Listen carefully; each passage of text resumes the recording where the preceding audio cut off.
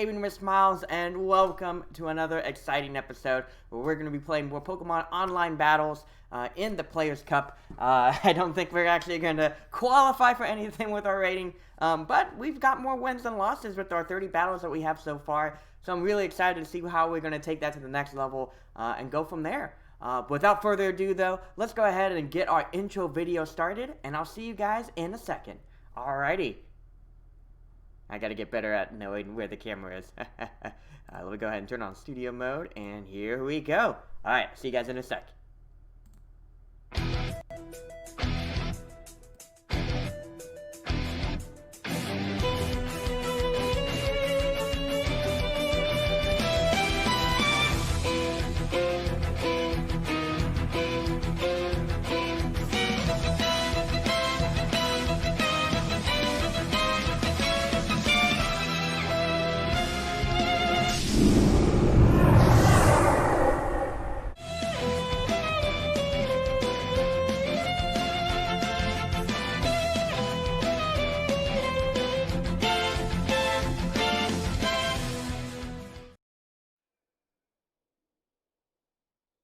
What is up, everybody? Smiles here with Gaming with Smiles, and I am so excited for y'all to join me in battles today.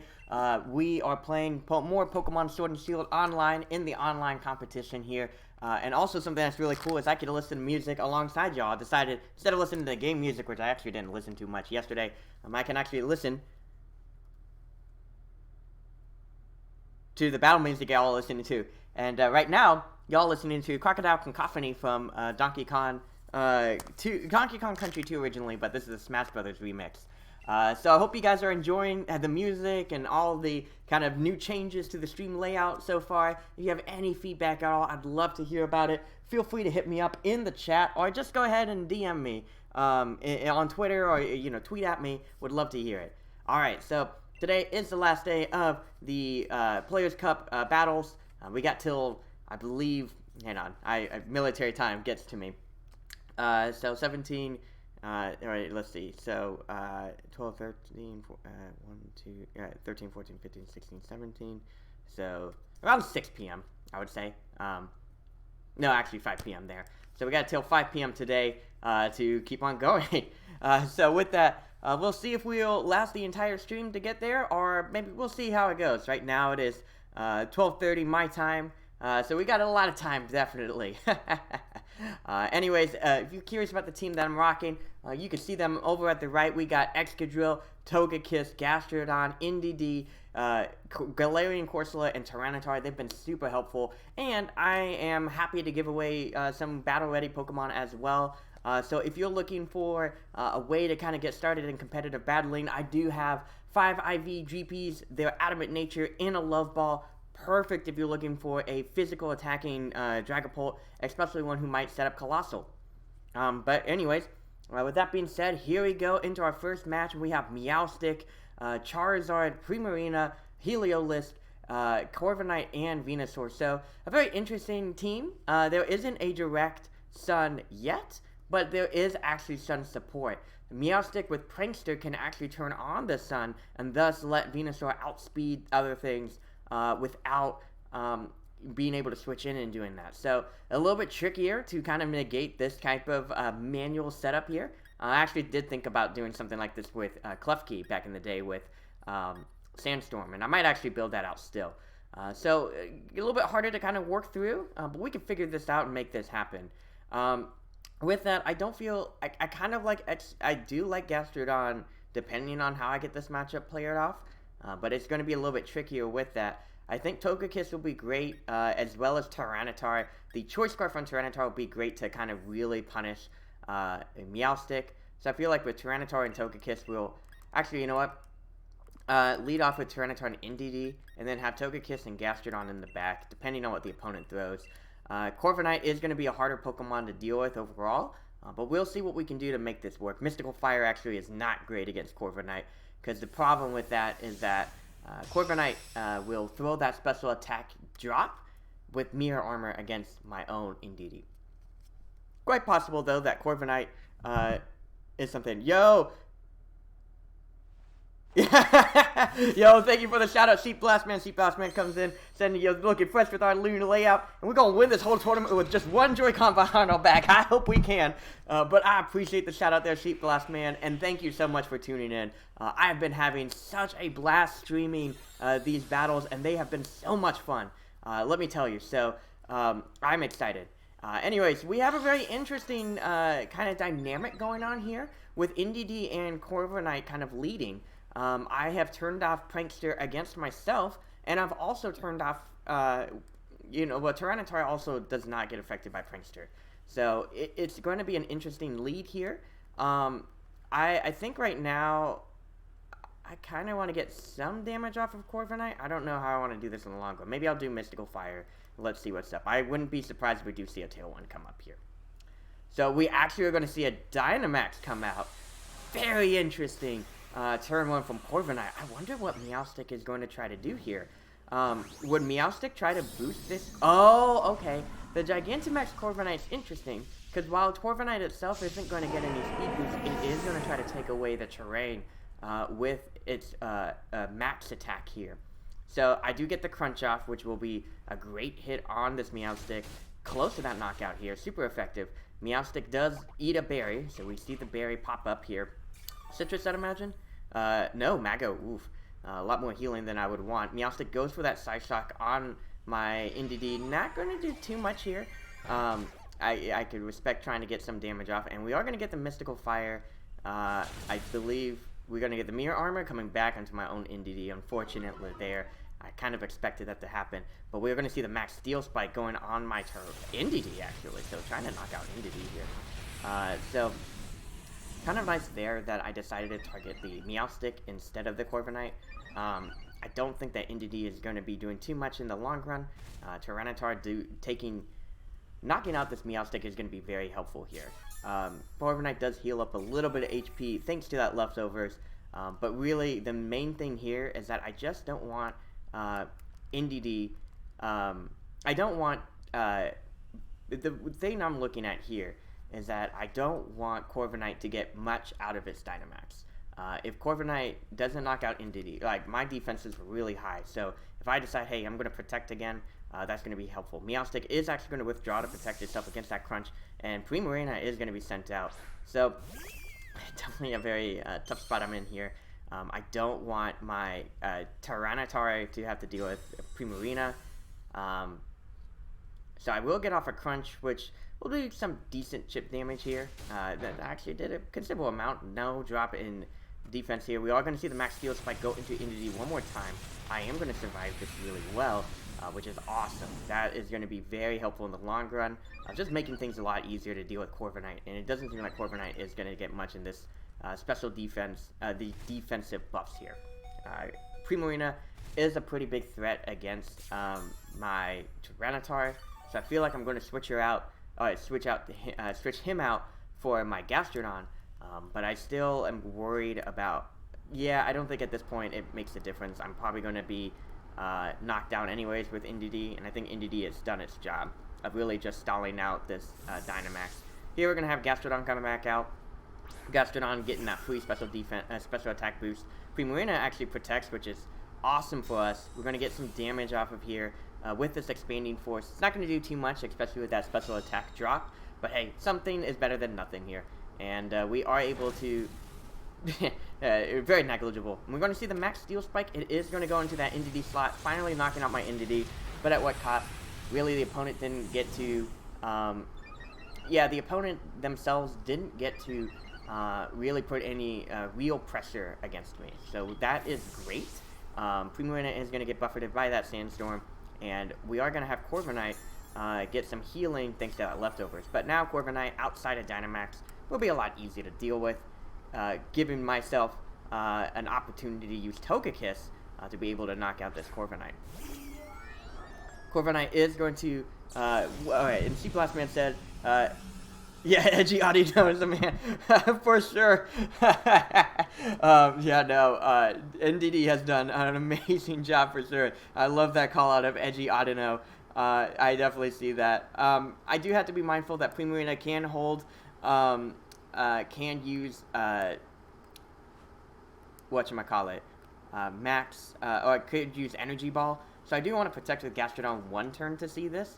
But I think that now I have the opportunity to go ahead and really hit this Corviknight hard.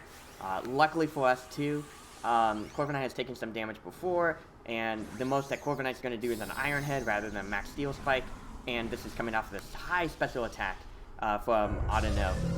I'm so sorry, from Togekiss. I am going to lower the volume for the gameplay a little bit, just because with Dynamax, things get a little bit loud too quickly, but let me know if it's too low or too high. Alright, so we're going to get a full power Max Flare right into this Corviknight. Does a considerable amount of damage, and with the Sun, that's going to make it a lot easier to knock it out next turn. So Corviknight is taking a considerable amount of damage here. We are going to see Tailwind come out from Corviknight, but are we going to see Energy Ball? So we see Moonblast, actually, and Gastrodon is able to protect itself here. So I'm not as worried. The reveal of Moonblast isn't as scary, and Gastrodon is naturally just going to underspeed it anyways. So I am going to go ahead and just hit Primarina with this Earth Power, and then I'm going to try one more time with this Max Flare to knock out this Corviknight. Really, the opponent doesn't have a safe switch in here. Corviknight does go for that Iron Head, but honestly, not that much damage, was it? Not even a crit here. We are going to see the Moonblast come into Gastrodon, but next turn I'll be able to... oof, that was a lot of damage there. I'll be able to kind of take it a little bit easier with Gastrodon, and I could probably do something like Max Airstream or Max Starfall. You know, whatever I need. Knocking out Corviknight is going to be huge to make it easier for Tyranitar in the long run. And I do get off a Nerf Power, so that's awesome. This is looking great. And that lower special defense. So really puts Primarina in a tough spot here. Primarina is pretty much locked into only using its Fairy-type moves. Psychic Terrain is gone. So we are open to some prankster shenanigans here, thanks to that Meowstic. Meowstic actually doesn't threaten Tyranitar, so I feel like in this case, actually hitting Primarina is going to be bigger here. I kind of want to go for Protect, and then to kind of utilize my next turn of Dynamax, I am going to go for this Max Airstream on the Primarina spot to really... Oh wait, you know what? I should have done Starfall to protect any... Well, I think the idea was I was going to end game with Tyranitar. So we are going to see the Shy Shock actually, which doesn't do too much, and we are going to see the Moonblast as well. Again, not too much here. Togekiss is going to get off that Max Airstream, and now we are down to a 3-2 scenario with Togekiss really doing a great job here. Gastrodon gets the speed raised, which doesn't really make a difference in the long run, but it will help out Togekiss in some of the matchups here. Excuse me. Gastrodon does get some healing, and luckily, since Corviknight was the one to Dynamax, we don't have to worry about any other Dynamax Pokemon, and really just shutting down the opponent's Dynamax usage was super helpful. So we are going to see Venusaur come out. Venusaur with the Tailwind and the Sun is definitely going to outspeed everyone, but Venusaur doesn't naturally have moves to target both opponents. So I think in this case what I want to do is I'm going to use Earth Power against Meowstic, and I'm going to use Heat Wave against both. This hits, I mean, it just hits both Pokemon anyways. Venusaur is going to go for that Sludge Bomb. Super effective. It does knock me out. Totally fine in this case. I'm not too worried here. And really here, it's Meowstic is going to use Psyshock, but with the power of Earth Power, I should be either able to knock out Meowstic or do a decent amount to it. So we are going to get this Earthquake off. We aren't able to knock out, unfortunately. Okay. Okay, Tailwind is over, and I will turn off the Sun, therefore outspeeding Venusaur with Tyranitar. Especially with this Choice Card. So, curious of what I want to do here. I think what I want to do is, now my Water type moves are a little bit stronger, but it doesn't really make a difference. I kind of want to hit with Earth Power. Yeah, I want to hit with Earth Power on a Meowstic in case I miss with the Rock Slide, and I want to hit with Rock Slide on both. Meowstic really can't do anything against Tyranitar. It does get off Rain Dance, which is fine. I think the only thing is I lose my special defense boost, but because I'm Choice Scarfed, this does help, and the opponent did not realize this. So I am able to get that knockout on Meowstic, which is very helpful.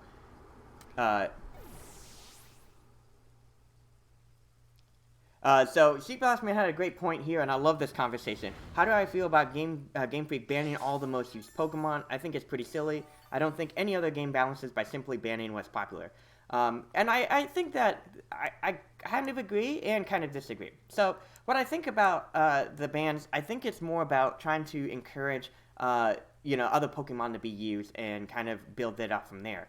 So for instance, Frenzy Plant is gonna hurt. But luckily with Frenzy Plant, because that gives me 2 turns to knock out Venusaur, this will be helpful in the long run. So to kind of go off that point, I think what it does is it helps promote... I think I am actually going to lose this one, unfortunately.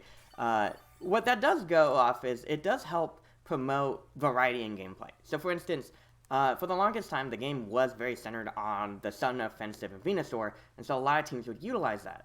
So banning initially might encourage some players to kind of think outside the box and try out something that they haven't tried out before.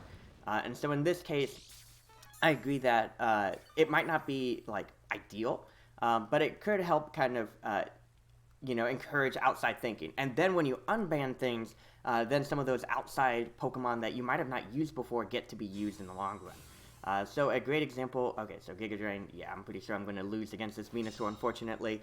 But the cool thing about this is that it helps kind of encourage outside thinking beyond that. So I think a great example was Chalk, which was a very common team dynamic in 2015. It was Cresselia, Heatran, Aegislash, Kangaskhan, and the Landorus. And so this was a very... actually, it was Amoonguss, not Aegislash. And so this was a very common team where the top 7 out of 8 of the top world winners use this dynamic. So I think there's a plus and minus. I don't agree with a ban for a long time, but more of like, hey, let's take a season to not use the top Pokemon and then come back with the top Pokemon. Does introduce new strategies that people haven't seen. So kind of a plus and minus. I think it depends on how long the ban is and then bringing things back. But I think overly banning things over and over again can take away from that. But great question. Great thought there. I know that when talking to different people, there are different opinions on that. And actually, this tournament doesn't have those bans. It just plays with the normal VGC rules. Because in my team, I actually do have a lot of overused things. Tyranitar, Chogekiss, and Indeedee were 3 of the Pokemon not available. But it did allow me to let Galarian Corsola, for instance, be used a lot more. Looking at this, we have a pretty interesting dynamic here with Amoonguss, Cinderace, Incineroar, Urshifu, Magnezone, and Togekiss. Nice thing about Magnezone is that besides Excadrill, it really can't trap anything else. So I don't feel like leading Excadrill is helpful, but I can work around knocking it out in a different way. Yeah, and so I think that's the main thing here. It's like more of this to add that variety. But I think that what happens here is once you kind of play with that variety, then reintroducing everyone back. And that's why we're seeing things like Urshifu come back in full force. Or that last match, we saw Corviknight. So it's kind of cool to see that going forward. Oh, shoot, I haven't even thought about my team. I think I'll go with Togekiss. Yeah, I don't actually see a threat in Tyranitar Excadrill for now. And then I think it, depending on what my... Actually, you know what? I'm going to change that, and I'm going to say Indeedee Togekiss. And then Tyranitar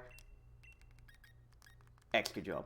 I think the thing here is that I'm trying to think of what Gastrodon could have done.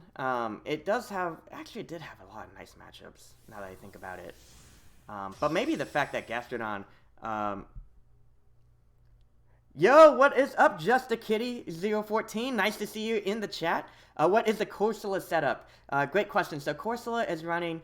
okay, so we get the double fire starter here. So Corsola is running Strength Sap, Will-O-Wisp, Light Screen, and Nightshade. So the idea behind this is depending on what the matchup is, I can invest more in physical defense or special defense.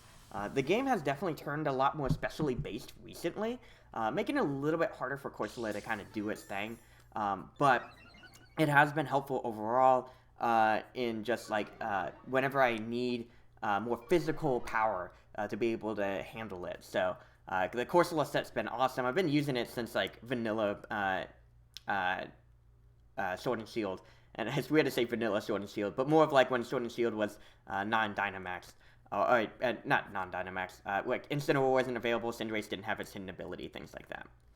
So we're going to hit with this Expanding Force, Dazzling Gleam combo. Main thing here is I'm not sure what my opponent might want to do, and because I don't have the immediate offensive pressure to go Dynamax just yet, I don't feel as confident doing that right now. It's quite possible Cinderace is going to hit with a Max Steel Spike, but there's a lot of things at play here. I do cut off priority, which is nice, and we are going to see that Dynamax most likely is that Cinderace slot. So really going to just kind of work on doing that. But yeah, I hope to be able to use Corsola in one of these matches. Trying to figure out the best way or what Pokemon Corsola would be really great against. But if my opponent tries the whole weakness policy bulldoze combo, Corsola really thrives under that environment. So if we meet a full Tick Room team, that will be helpful. Cinderace actually does turn into a flying type, so plus or minus here. It's going to be a big attack into my Togekiss. Ooh, that did a lot of damage. Togekiss probably is not going to survive the next one here. But the nice thing here, though, is that I will hit neutrally with my Dazzling Gleam and my Expanding Force. So Life Orb, as expected. We are going to get the Snarl off, which isn't nice on either of my Pokemon as special attackers. And that's what makes Incineroar really great. Snarl allows it to deal with special attackers and intimidate physical attackers. So really just lowering the offensive power that you're exerting. So yeah, that Dazzling Gleam, unfortunately, but we got a good hit with that Dazzling Gleam with that critical hit, which is awesome to see here. I think what I'm going to do here is I'm going to follow me with the NDD, and then I'm going to try to hit that Dazzling Gleam one more time. Let's see if we can do more damage here, and really put the Cinderace on a bind. Cinderace's speed boost is going to be really hard in the long run. Excadrill and Tyranitar won't be able to outspeed it, but hopefully we can work with this lead and try to knock out the opponent here. We are going to get that G-Max Fireball. That is going to transfer Cinderace into a Fire type.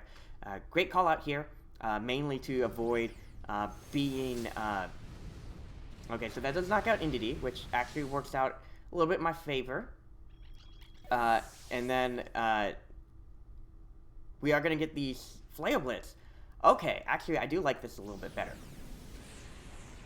So, while my opponent did get 2 knockouts here, this also gives a free switch-in into the Excadrill Tyranitar switch-in, and thus giving me a little bit more breathing room in kind of exerting my pressure here. Excadrill seems to be the best choice for this Dynamax, and I think we should knock out this... Do we knock out... I think we can knock out the Incineroar here. We do have the Psychic Terrain up still that can prevent priority, and this faster Rock Slide is going to surprise the opponent. Incineroar is more bulky, and I agree. I think that's going to be our best bet here. So, Cinderace is technically very bulky with the Dynamax, though. Yeah, I think I'm going to go after the Cinderace. It's kind of a weird move, but I feel like between the two, I should have a good slot here. Cinderace could put Max Guard here, which is a very... it is possible. But I think that I should outspeed this Incineroar for sure. That would be very helpful. Oh man, this is a little bit tougher call. Okay, no one is switching out. So Excadrill does get to Dynamax here. I should be able to outspeed the Cinderace. I feel confident in the Sand being able to do so. And even if Incineroar does attack the Excadrill before Tyranitar, that's just so much damage. No switches means that I get to keep all of my attack boosts. Cinderace actually does get to go first, so that G-Max Fireball does go right into the Excadrill slot. But I'm glad that I Dynamax Excadrill and didn't mind because of this nice low focus dash here. And so that should be plenty to knock out this Cinderace.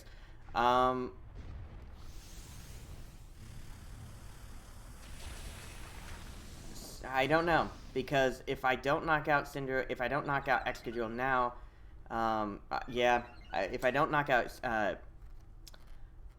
I kind of am doubtful of this move that I did, because if I don't knock out,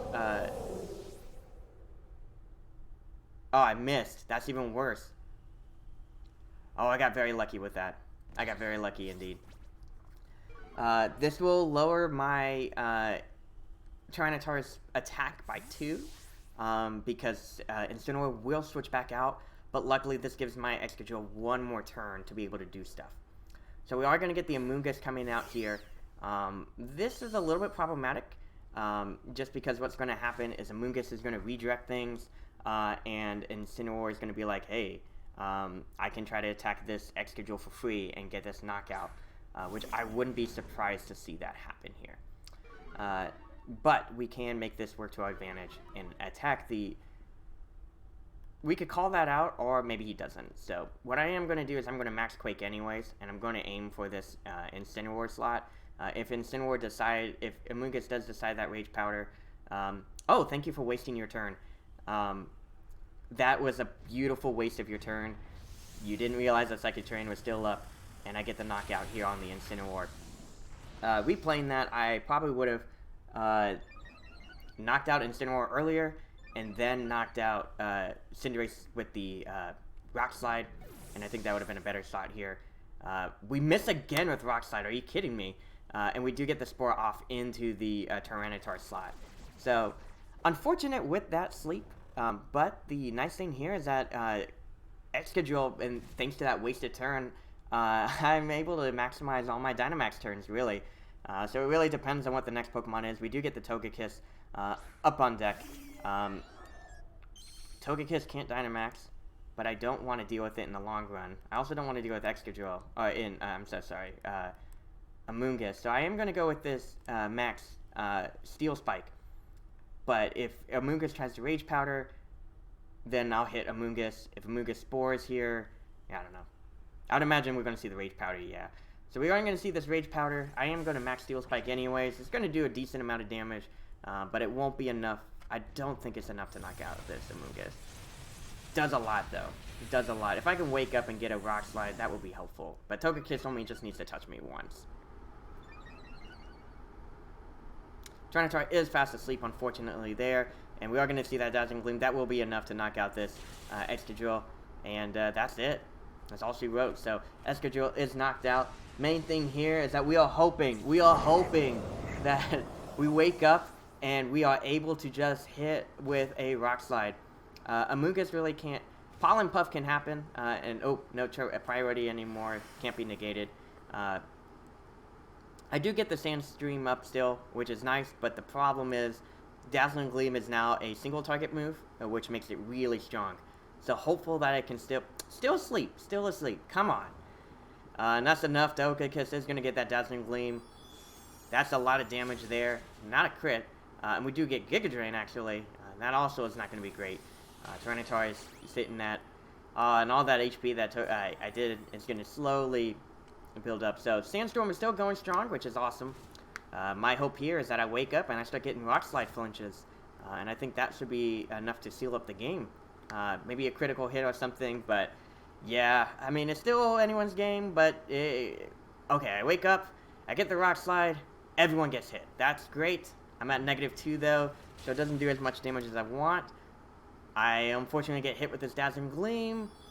I survive with 22 HP. And that Giga Drain comes out to clean up the game. So, unfortunate there. I think that what would have happened was the Excadrill Tyranitar lead would have been a lot stronger. Really would have put Cinderace on a tough timer and made it a lot easier. The opponent did make a wrong guesswork of the Fake Out, but still worked out in the end. Aw, man. And today is not looking as great as the other day, but that's what happens when you get higher up in the ladder. You're going to encounter a lot of opponents. They'll see different things, and they'll be able to adapt and react to it as needed. Oh, cool. You guys are listening to Mega Man music. I love that. Alright, so let's get some hype in the chat. Let's get some hype in the chat here, and let's try to get a win. Let's get some wins up and going. I'm excited. I know we can do this. We can get some wins, and we can keep it going, guys. So let's get some hype. Let's get some excitement. And, yeah, I'm really excited. So, yeah, if you guys have any other questions about any of the Pokemon I'm using, or I should do, like, a question of the day that you guys get to answer. Maybe I'll do that in the giveaway slot, and just have, like, a little box there. But, I guess question of the day is, what Pokemon are you most excited to see in Sword and Shield that you really enjoy using? I really do enjoy Galarian Corsola, and actually, looking at this, especially with the Azumarill, I think Corsola would be a great option here. What we got here is we got I know Drifblim will definitely be using that Psychic Terrain to boost its speed with the Psychic Seed with the Unburden and then use Tailwind. This was a strategy that was used in 2016 VGC, and it was a common strategy. There's Cinderace and there's Togekiss as well. I kind of like Tyranitar-ish.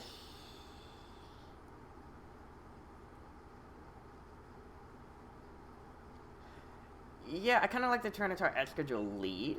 I don't think I need my own Psychic Terrain, but I think with Togekiss and Corsola, I can kind of win this endgame here. You might be confused as why I didn't choose Gastrodon. I feel like that seems pretty telegraphed, where Corsola can still deal with Azumarill with burns and Strength Sap and things like that. So I'm not too worried about that just because I can utilize other things to knock it out. So we got this Azumarill the Strutter, so Azumarill is going to lead off with Corviknight. And we're going to just lead off with our tried and true, pretty straightforward Sandstorm combo here. This does give Azumarill a chance to Dynamax. I kind of think I should have gone for Gastrodon, but I feel like the opponent also has to kind of make a guess for it. Has to kind of guess here. Like, am I going to go ahead and, you know, Dynamax myself? So I am going to go ahead and get this double Rock Slide off. I am curious to see what will happen here. If Azumarill does go for the Max Geyser, yeah, I don't know. I just feel like that was... It feels like it's too easy to go for the Max Geyser. Corviknight's the one to Dynamax, so interesting choice there. The opponent does not see a switch in from me. And so I guess they're going to just power through with some Max Airstreams. I get this Rock Slide off, it does okay damage to Azumarill. I get the second Rock Slide off, it does more damage to Azumarill. We're going to see the Max Steel Spike probably going into this turn, X-Schedule slot actually, expecting to switch out, but luckily for me, I did not switch out here. And Azumarill get its defense boosted, so does Corviknight. And Azumarill goes for this Play Rough on the X-Schedule slot, so doubling up on the X-Schedule slot. Luckily for me, that just means that X-Schedule gets one more turn to kind of hang out, do what it needs to do, and hopefully we can get this knockout on this Azumarill. So I am going to go with these double Rock Slide one more time, and maybe we'll get a flinch if I don't knock out the Azumarill. If not, we've exerted a lot of pressure here. For sure. For sure. Another great Sand Rush Pokemon that I need to play around with is Stoutland. Stoutland can do things like Bulldoze or Surf. Stoutland can do Surf and also use After You. And it might be a great partner not only with Gigalith, but also Tyranitar. And so, Tyranitar as a Dynamax is using a lot of damage here. So we are going to get this Rock Slide off. Doesn't really do too much to either Pokemon. And we get the final Rock Slide here. Not enough to knock out Azumarill. We are going to get this Max Steel Spike. It is going to go into the X-Schedule slot. So not enough to... I mean, it finally knocks me out. But honestly, at this point, doesn't do too much. Azumarill gets that defense boost. And that's probably why I didn't get that knockout, was that previous defense boost. I am able to knock out. Am I able to get a flinch? Nope. And unfortunately, I'm going to have to eat a full Play Rough here. That's just going to do a lot of damage. And that's enough to knock out Tyranitar as well. So, Azumarill is going to take some damage thanks to that Sandstorm. But I think here... Okay. So, I have been playing a little bit sloppily, definitely. But I think what I can do here is slow things down. And here's what I think I should do. Corviknight most likely is going to target this Togekiss slot. And I kind of want to burn the Corviknight to make it easier to deal with in the long run. Azumarill is going to get knocked out by... hang on, I just want to see how many turns of... I got 3 turns of Sandstorm. So, for sure, Azumarill is going to get knocked out by the Sandstorm. I'm going to go ahead and Max Guard here. And then I'm going to kind of burn this Corviknight with Will-O-Wisp. This will make it easier to deal with Corviknight in the long run. And then I will have 2 turns of Dynamax usage and kind of really work towards that. If Corviknight also decides, hey, look, I want to go for Max Airstreams to kind of boost up speed in the long run, I'm trying to make sure that it just doesn't get any real benefit from that. Playing a little bit more defensive initially, but I think I can play more offensively in a little bit. So we are going to get this max guard, and this will be helpful in dealing with bigger hits here. We're going to see the max steel spike. Awesome. I get to not worry about that big hit. Play Rough comes out, also coming into the Togekiss slot, so awesome protect there, and I get the Will-O-Wisp off. Slowly but surely, we're turning the tides around. So this was an awesome turn. Great job of calling that out. You got to be kidding me. It has a Lumberry, but I think that was helpful to know. The Sandstorm will be enough to take down a Azumarill, so that's one threat gone. Yeah, I'll be taking damage from that Sandstorm. So unfortunate there that I had a Lumberry. But hey, I'm glad I revealed that. If this is the best 2 out of 3, that would be good to note. And then figuring out other ways to deal with Corviknight. So we are going to see Togekiss come out. Yeah, so I don't know what I want to do here. So I think what I want to do, actually, is I do want to try to knock out this Corviknight. It has a lot of HP gone. And then I'm going to Light Screen here. Max Flare is going to be helpful to really put the hurt on Corviknight. And I think that's going to be very helpful in the long run of things. Corviknight might outspeed, but it might not, actually. It does not have any max Airstreams. So we'll have to see. We'll have to see. But I think that knocking this one out now and then setting up Light Screen will help in the long run. Then try to aim for like a max Airstream or something. We are actually going to see a Follow Me, which... not as ideal, but I can kind of work with this. We do get the Max Flare onto the opposing Togekiss, doing a decent amount of damage here. Wow, that was a lot, actually. So that's awesome. Critical hit with that, of course. And we set up the Sun.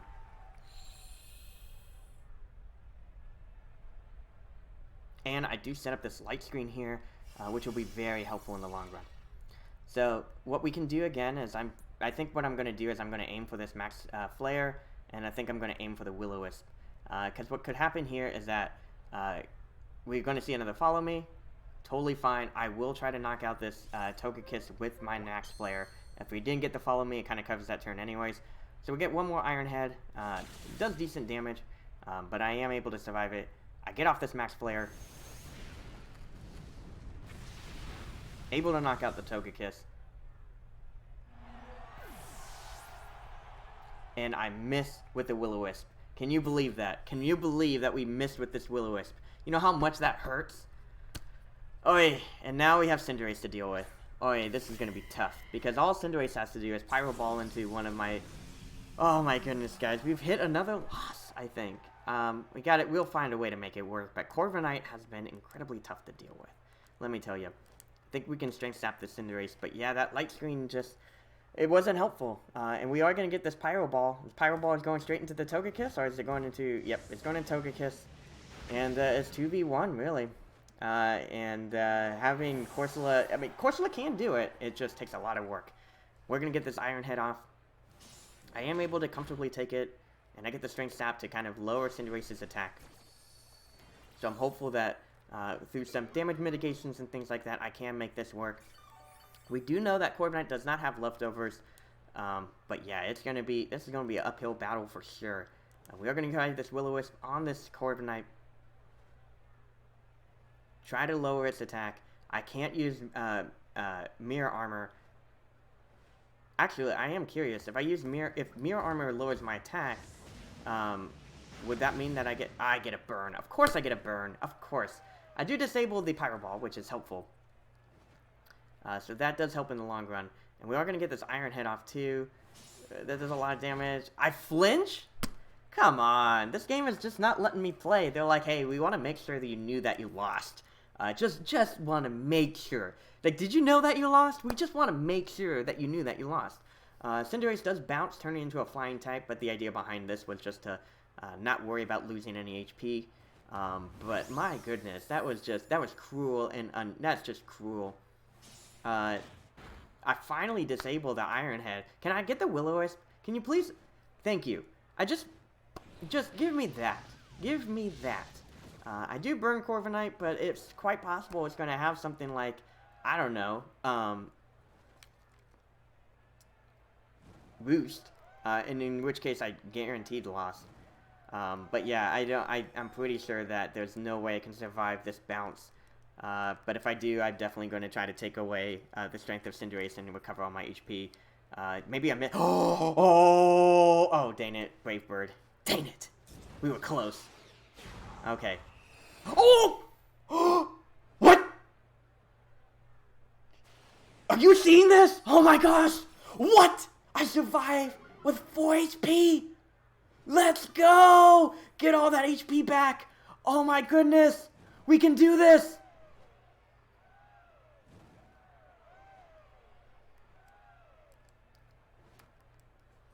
Guys! Guys, we can do this! Maybe we can win! Oh my gosh, that miss was so helpful! Thank the Lord! Excuse me. Cinderace is gonna bounce one more time, but that's okay, I predicted that. But do I heal up with, Mirror Armor? Corviknight does reveal the Roost, which is unfortunate there, but I'm hopeful that maybe with a combination of, Strength Sap, I could make things work. So we are gonna see the Strength Sap, actually. Mirror Armor lowers my attack, but who gets the healing? Oh, perfect! That's even better. That means Corviknight is gonna heal me up completely every single time. Because only I can lower my attack. Cinderace is no longer disabled, so what I think I want to do here is I want to burn Cinderace as well. Excuse me. Corviknight can still attack, but oh my gosh, we can win this, guys! I didn't think we could, but maybe we can. If we knock out Cinderace, that's gonna be huge. I mean, because it's just Corviknight versus Corsola, and my healing will outpace his healing. Yeah. Oh my gosh. Yo, could we get some hype in the chat for Corsola? We need the hype. We can win this. We can win this with Corsola. Corsola. Corsola. And actually, I'm kind of glad it's a burn, because that means I can't flinch, or I can't get para-hacks, which is important. So the Brave Bird comes out, and I do get the Will-O-Wisp off on the Cinderace. If you thought you couldn't burn a Cinderace, guess again, because this Cinderace is burnt, baby. We are burning it to a crisp. And all we have to do now is just let Cinderace's attacks kind of, basically we just need to heal off Cinderace's attack. Corviknight definitely, okay, so Corviknight is no longer disabled, which isn't as great because those Iron Heads can make a difference. But we are going to probably see Pyro Balls and Iron Heads coming my way. And so we want to make sure that we handle that appropriately. But let's get some hype in the chat for Corsola. Corsola can do this. I'm rooting for you, girl. We just gotta heal up. Let the damage from the Life Orb knock out the Corviknight. Now, granted, the timer could be something that's played against me, in which case that can be a really tough thing to deal with, because they'll have 2 Pokemon left, I only have 1. And I would imagine that's what they're doing right now, is they're trying to play this timer against me. But I hope that it's more of... I forget exactly how the timer works. I think it's if you run out of... Okay, cool. Awesome. So it's great to see that the opponent's going to use Bounce again. Because I decided to... And we're going to see the Iron Head. I take that like a champ. I disable the Iron Head. Don't flinch, don't flinch. No! Come on, I didn't want you to flinch. Cinderace is going to lose some damage thanks to that burn. And everyone's burnt. Everyone's burnt. You gotta get some, you better have some burn heal on you. Man, everyone's telling your mama jokes. That's how burnt you are. But, man, I am hopeful. I am hopeful we can figure something out, make this work. But, yeah, I would imagine this Corviknight's probably going to try to roost again. But if we can slowly burn down Cinderace, this is going to be helpful. I will be taking some decent damage from this bounce. It might disable it, which will be... I think it would be helpful because then I can actually target the Cinderace down, and I think that's going to be helpful. Corviknight's not actually putting out any offensive pressure right now, which is awesome. But, yeah, we'll have to see. We'll have to see. We're going to get this bounce. Can't get paralyzed from it, which is nice. Cinderace takes a decent damage from that Life Orb. Corviknight goes for the Brave Bird. That's going to not do too much at all. Like, I survived with 4 HP. That was just insane. And we get that Strength Sap off. I lower my own attack, which I don't care. But the fact that you can't lower Corviknight's attack means that my Strength Sap will continually give me most HP. I get all my HP back. I get all of it back every time I heal from Corviknight. This is great. In this case, probably Cinderace is probably going to... I'm going to decide and use Nightshade on the Corviknight slot. Because I would imagine Cinderace is going to look at this and say, look, I'm going to bounce. Perfect. Exactly what I was looking for. That's awesome. Great. I did not waste a turn by trying to hit Corviknight. Corviknight's attack is not going to do anything. It'll use Roost. That's fine. Okay. I will try to hit you with this Nightshade just to kind of put the pressure on you. There's a good call that you did Roost at that moment. But yeah. Cinderace takes damage from that burn. Corviknight takes damage from the burn. Excuse me. I think afterwards I need to get some water. I am going to Nightshade this Cinderace. And I think with that, I'll knock out the Cinderace. And it's Corviknight versus Corsola. And Corsola will definitely win this match. Alright, so Cinderace is going to use this bounce. Can't get paralyzed from it. I'll take that like a champ. Damage from that Life Orb. We are going to see the Brave Bird. That ain't going to do that much. I'll take that like a champ too. And I get off the Nightshade. Never say never. We knocked out the Cinderace, guys. Oh my goodness. And all it is just a full health. It's Corviknight versus Corsola. And Corsola has everything that she needs to win. Okay, Corviknight is no longer disabled. I wouldn't be surprised if we see some Iron Heads. I kind of want to hit with Nightshade. I think I can survive. I can be flinched twice. So I'm kind of rolling the dice here. So we'll have to see. Oh, I can for sure survive all of these Iron Heads. Every time, man. Okay, so I get burned too. I'm gonna try to use Nightshade here. Okay. This is it. Just Kitty 1014. Just Kitty. I'm alluding this win to you because you were like Galarian Corsola, and I was like, yeah, I have to believe. We have to believe, and it's working out. It's working out. We are making this happen. So, oh my goodness, I need to see what the music is. Oh, of course, it's the Shadows music. I love his Shadows. It's a great song. A great soundtrack. So we are going to see the Brave Bird actually, which is helpful. That kind of puts us in the next turn of us needing to heal.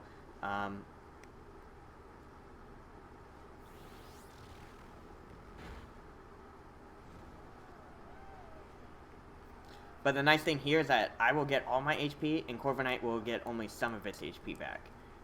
So I wouldn't be surprised to see a Roost. Yep. The thing is that Roost would be more than 50 HP anyways, and it wouldn't really be worth it. And I can now use Strength Stat, and I'm going to get all my HP back. Mirror Armor lowers my attack, which is perfect. And look at this, all my HP back up and running. I'm at full strength. And Corviknight is not. So Corviknight is actually put in a bind where it has to use Roost again if it wanted to outpace me as far as HP is concerned. So now actually I get to use the time to our advantage. I think we have about a minute. I think we have 5 minutes total in this battle. 3 minutes left. Okay, so Corviknight is going to Roost as expected, but I don't have to heal as much to outpace Corviknight. Like, it requires 2 Roosts. I only require 1 Strength Stat. And now I get to put this offense suppressor. I'm just going to use Nightshade, and this is great.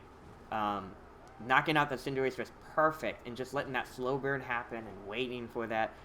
We get the Iron Head no longer disabled. So really, Corviknight has to roll the dice here and get some flinches. But if it doesn't get the flinch, then it's problematic. I don't disable it. I get the Nightshade off.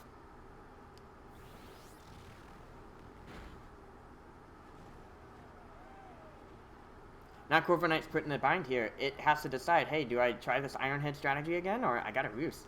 So I get to click on Nightshade again for free. And, yeah, and I think afterwards, one more turn, I'll probably, when I get closer to the yellow, I might decide, hey, I'm going to Strength Stat. But really, yeah, oh my gosh, we can win this. Corsola. Let's hear it in the chat. Let's hear it. Oh my goodness, I cannot believe we found a way. And of course, I was down to 3 HP. Oh my goodness, I don't know what my opponent is thinking right now. They're probably like, what is happening? What is going on? How am I dealing with this? I should have won.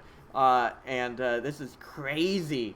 I am so excited. Let's go. Let's go. Corsola. And this is why I love Corsola on team. So Corviknight does decide to use Roost, which is perfect. So that's going to put Corviknight there. I'm going to use Nightshade again. And now Corviknight has to make a decision. Do I Roost again to get all my HP back? Or do I try to use the Flinch on Ironhead to, play with these numbers a little bit? I think at this point I'm going to Strength Sap again. Just get all my HP back. Corviknight can Roost to get all of her HP back as well. But, yeah, this is interesting. We got a minute left. So, I mean, really, it's anyone's game. I'm going to get all my HP back here. I think this is the last turn. So I think that I just need a Strength Sap entirely. We're going to see the Roost. Perfect.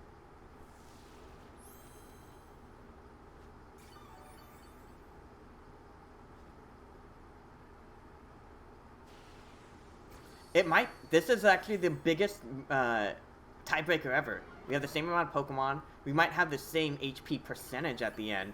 So then it ties down to total HP. And I don't know if Corviknight has more HP than Corsola.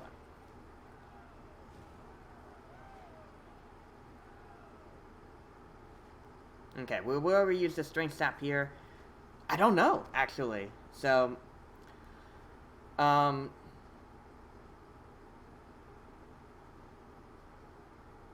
no! Oh my goodness!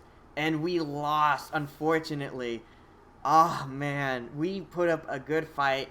Shout out to Corsola for sure.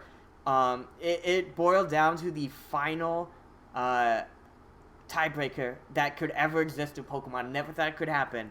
But we had the same amount of Pokemon left and the same amount of HP left, percentage left. So it's just like total HP, and Corviknight has more HP than Corsola.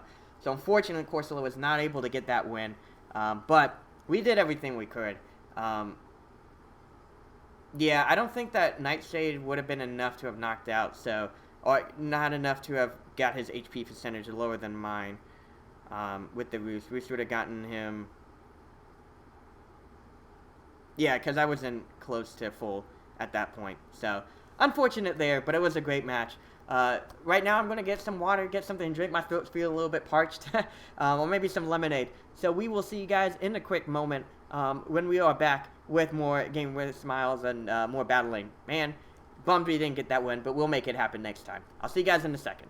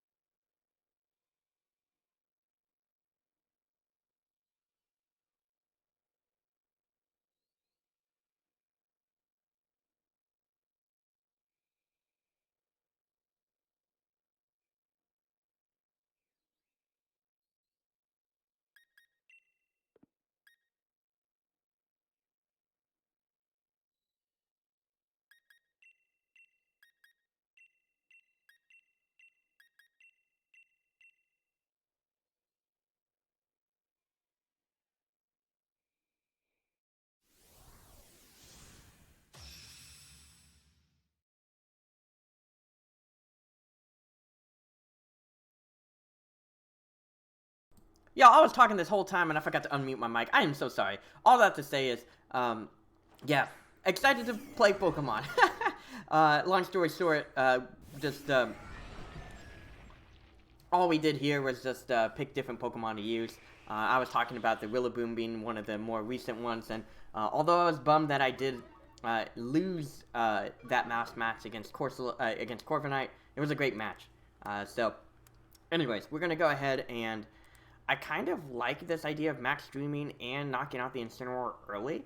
I don't want to deal with any like Snarl shenanigans in the long run of things, so I feel like that's going to be very helpful in the long run, and then I can use this Rock Slide to kind of mitigate damage here. So Togekiss actually is going to withdraw, and we're going to see Rillaboom come out? Magnezone. Okay. So this kind of works. I can use this to my advantage of hitting Magnezone with Max Flare. With the extra speed that I'm getting here, this is going to be helpful. And luckily, I was targeting down the Incineroar slot with this Max Airstream, just to give myself a little bit of a boost here. This also helps in case Magnezone is Choice Scarfed for any reason. Usually Magneton is the one that's Choice Scarfed. But anyway, so we are going to get this Rock Slide off. It does okay damage to this Incineroar. Super effective. And we are going to get this Max Airstream on the Incineroar slot as well. Not able to pick up the knockout, unfortunately. But we get the speed boost. My fear here is that we're going to get a parting shot into one of the two. So we are going to get the parting shot into the Tyranitar slot, which isn't as problematic. I can use that to my advantage. I think the main thing here is that I just want to be mindful of what the opponent decides to switch into. So we are going to see Togekiss being sent out. So I do know that Ally Switch can come out from this Magnezone. So I do want to be mindful of that. I think what I want to do here then is target down the Magnezone slot. If it stays in, great. If not, no worries. And I'm going to go ahead and switch out into Gastrodon. This might encourage Rillaboom to come out early, in which case I can kind of protect, deal with Rillaboom, and then just be done with kind of that threat. So I am going to withdraw Tyranitar, go into Gastrodon here. I will be able to take out Flash Cannons, things of that nature. We're actually going to see a Dynamax as well. This Dynamax is coming from, I believe, the Togekiss slot? The Magnezone slot. Interesting. Okay. So this actually plays out in my favor. Magnezone itself does not like... yeah, I will have to deal with Max Lightning, but Magnezone can't deal with Earth Power. So Togekiss is going to use this Follow Me, so Togekiss is the redirector in this case, which actually isn't a problem. I'll use this Max Flare. Perfect. And then I'm going to go ahead and use Critical Hit with that too. And then I'll use Max Airstream on that final turn. Or I can use... I think I'll use... Okay, so we are going to get a Max Steel Spike. This will do decent damage. I don't think it's knocked out. Perfect. Alright, so I get one more turn.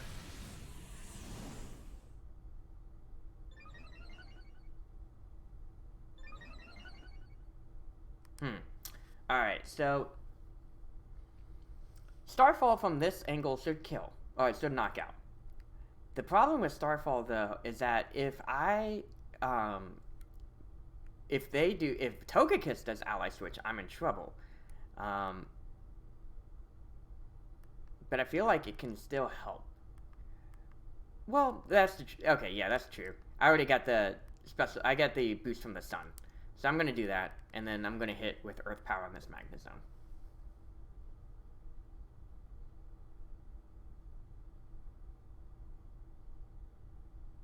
Okay. That works out perfectly. In this case, I will get the Max Flare on the Togekiss slot. This was a prediction in case I would have to run into... Got a crit again. If I would have to run into a Follow Me or any situation like that. So, while I only got one Max Airstream, this might be helpful in dealing with Rillaboom in the long run, if it comes out. If it's Incineroar, I'll still get lucky here. Incineroar comes back out. We deal with that Intimidate.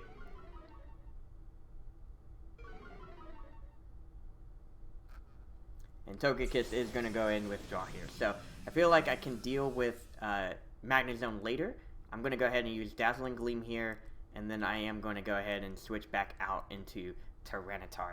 Gastrodon really didn't do too much here, but I feel like I can play the field a little bit longer. And dealing with Incineroar later, dealing with Incineroar now will allow Tyranitar to actually be able to exert a lot more offensive pressure. So we did get the Sandstream up. And I get the Dazzling Gleam off. That's enough to knock out Incineroar, which is perfect.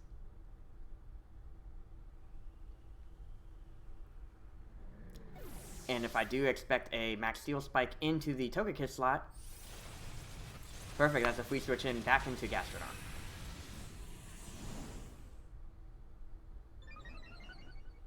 I think the one last thing I do need to figure out is, am I dealing with a Rillaboom here? So I am going to bring in Corsola just in case. I don't want to assume that Rillaboom isn't around.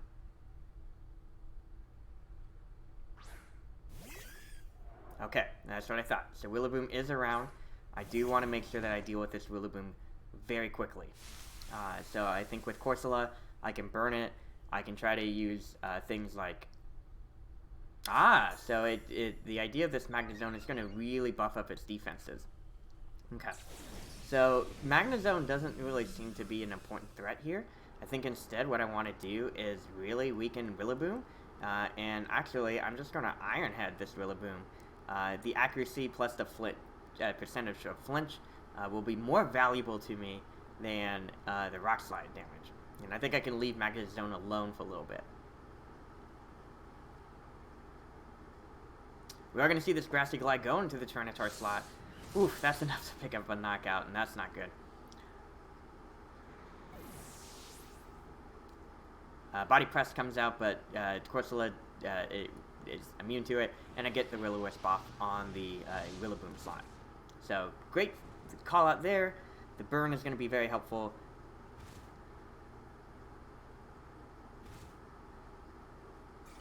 We got all the healing.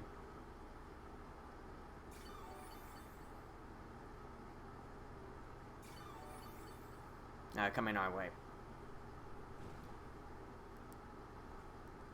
Okay, so we can use Gastrodon here. It's going to be a little bit tough to win this one, because clearly Gastrodon's going to knock out Magnezone. Magnezone doesn't want to deal with it, but at the same time, Rillaboom can knock out Gastrodon.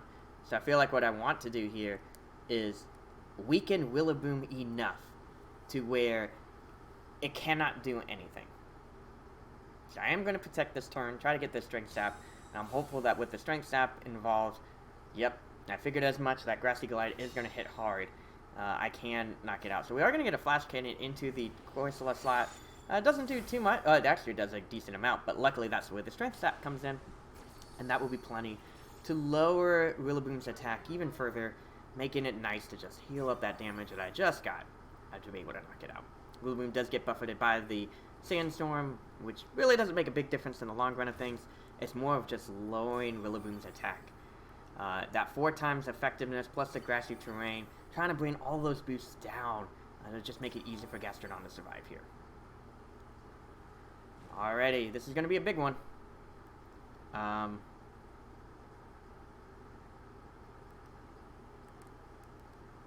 me try it one more time. Yeah, I feel like I got Earth Power at this point. Here comes the Grassy Glide. Will I survive? I survive. I survive. That's all I need. We get the Body Press. Is it going into the Gastrodon slot? It is going into that Gastrodon slot. Unfortunately, that's the knockout there, and that's all that they needed. Oi, that was a tough one. And now we are back into Corsola versus the world. But I'm hopeful here that once we kind of lower and we stop the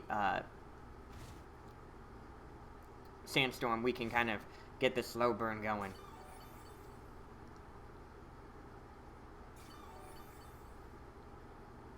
That was smart to double target the Gastrodon slot for sure. But we can make this work. It's just going to take a lot.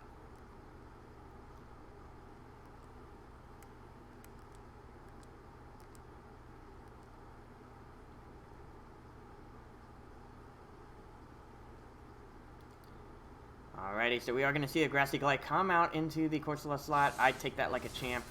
And we are going to get a Thunderbolt as well. Thunderbolt has a chance to paralyze. Ooh, that does a lot of damage. And of course, as soon as I say it, commentator's curse, but I'm the actual player here. Player's curse, I get that paralysis. Oi, this is tough, guys. We are losing every single battle this time, but hopefully we can make things work. Grassy Train is still up and active, so everyone's healing, but we also got those burns trading.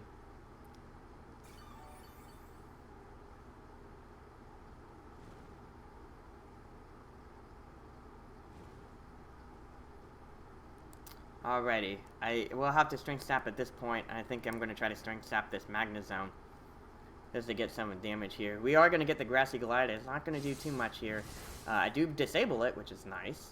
And we are going to get the Thunderbolt again. Will it be enough to disable it? Please disable. We disable it as well, but Magnezone, as we already saw, does have Flash Cannon, which is unfortunate here. Does those lower Magnezone's attack?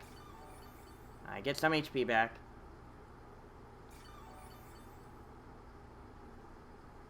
Everyone is healing up the HP, and we're gonna have to deal with all the burns too, but man, this is tough.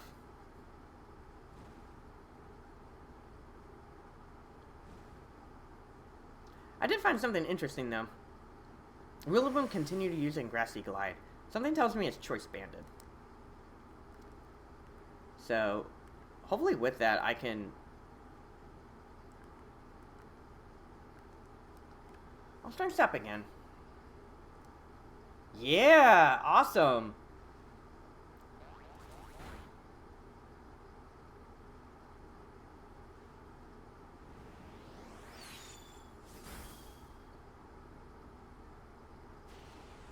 So really, it's just outpacing Magnezone.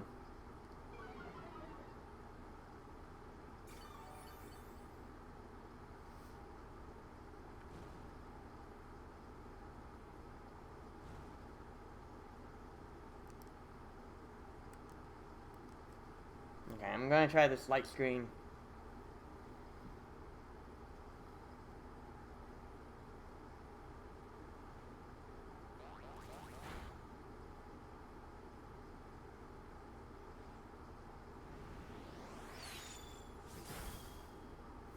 Of course, the paralysis kicks in, which is the worst timing for that. And Rillaboom might knock itself out in the next turn, which would be unfortunate. I don't want Rillaboom to knock itself out. I need it to stay around. That way I can get the last healing. If it survives at like 1 HP, that's good enough.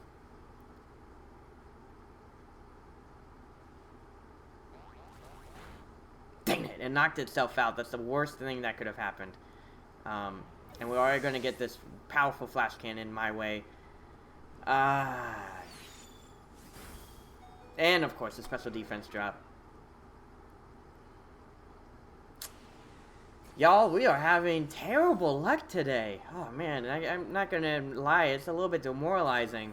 But hopefully we can get a win or something. I don't know. Today's weird. I don't know. Okay, well, that doesn't really make a difference at this point. Man, if I had the light screen up earlier, that would have been great.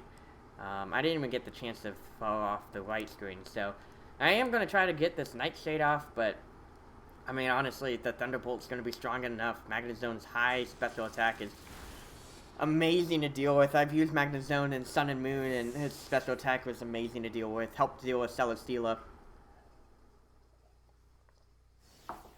But yeah, that's all she wrote, guys. Unfortunate there, but you know, we'll figure it out. We'll continue. But yeah, no, if you guys had anything encouraging to say in the chat, let me know. Bummed that all 4 battles today were losses, and you know, it boiled down to like some defensive plays, offensive plays. I don't think I'm figuring things out as fast as I would want them to. Kind of will be playing that.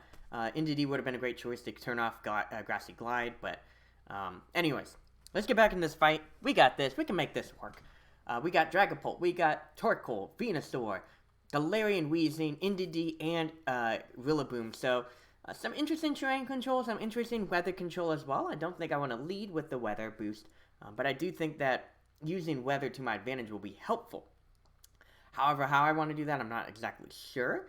So what I kind of want to do is I like the idea of Togekiss Excadrill immediately, and then from there, Indeedee also would be helpful to use Expanding Force, and Dragapult can't hit it with Dark type, Dark type moves. Yeah, no, I'm so sorry, Ghost type moves. I don't like Gastrodon as much. But do I do Togekiss Excadrill? Yeah, I feel like Togekiss Excadrill, because then I can choose, if I don't power through with Excadrill, then it's Indeedee. If I don't power through a Togekiss, it's Tyranitar to turn on the weather. So, we're going to do it that way, and we'll see what happens here. Alrighty, so we'll be taking on Soul here, and, yeah, hopefully we can make something happen. I'm confident we can. We can make something happen. So Soul is going to go ahead and lead out with Indeedee and Venusaur. So interesting choices here versus Togekiss and Excadrill. So the exertion of Psychic Surge early is an interesting step here. And you also reveal that you have Psychic Seed up. So I feel like in this case,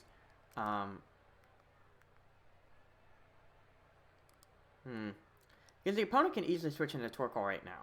Switching into Torkoal would therefore give Venusaur an advantage of trying to use Sleep Powder. But who Venusaur uses Sleep Powder on is the big question. Do you use it on Excadrill or do you use it on Togekiss?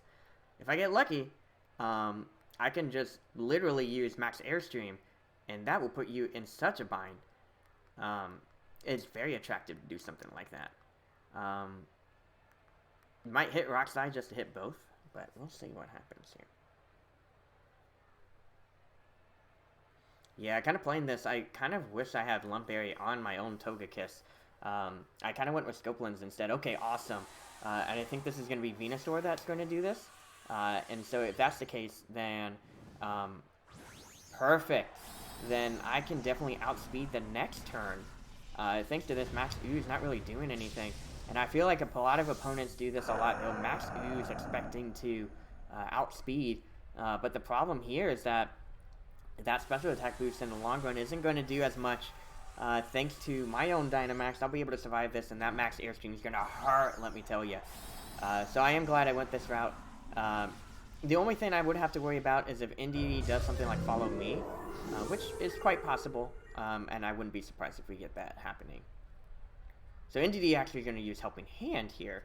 That is interesting to see. And we are going to see the Rock Slide. It does miss the Venusaur, unfortunately, but we are going to hit this Indeedee for not too much damage. Venusaur is going to Vine Lash the Excadrill slot, which actually is very great. I'm so glad you went that route, because Excadrill doesn't really make a difference here. I will hang out with that Focus Sash. I will have to take on some damage here, and I get that Max Airstream. Big hit. Awesome to see that.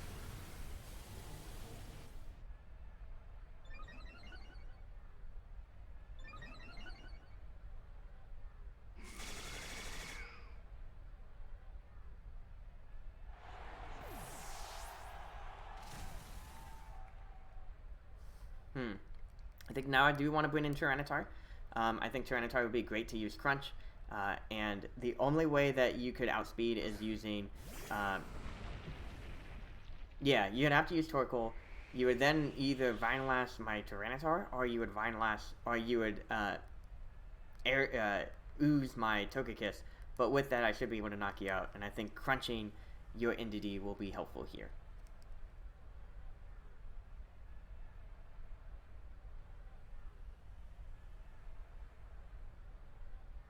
Perfect. I will take that happily. Tyranitar outspeeds thanks to that Choice Scarf, and I am going to get this Crunch off. A lot of damage. I am able to knock out the Indeedee. That is exactly what we're looking for here, guys. And we are going to get this Max Airstream off the Venusaur. Turn order does make a difference, and we are able to get the knockout. This is great. This is exactly the type of with that critical hit. Let's go, Togekiss. Put in that work, and we automatically knock out that Venusaur. Let me tell you, let's get some hype in the chat here. This is what I'm talking about. This is what we're looking for. Venusaur is knocked out. I want to listen to music that y'all listen to right now. Hang on. Oh, this is appropriate. We're listening to the rival theme from Heart Gold and Soul Silver. We do take some damage from that Vine Lash, but small price to pay to getting those two key knockouts there. Glad that Choice Scarf was a huge save. But yeah, the opponent probably just did not expect it to happen that way. Let's see what the next Pokemon are. We do see this Rillaboom coming out, as well as the Torkoal coming out too. So Torkoal is actually going to turn on the Sun for us. Question is, do I use the Sun to my advantage and try to hit Rillaboom with a very strong, super effective Max Flare? It does get boosted, so that's a 1.5 times boost. Oh no, that's a 2 times boost versus 1.5 times. Yeah, I think I am.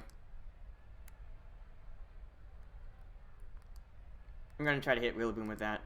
Just make it guaranteed I knock it out. And then I'm going to turn off the grassy terrain.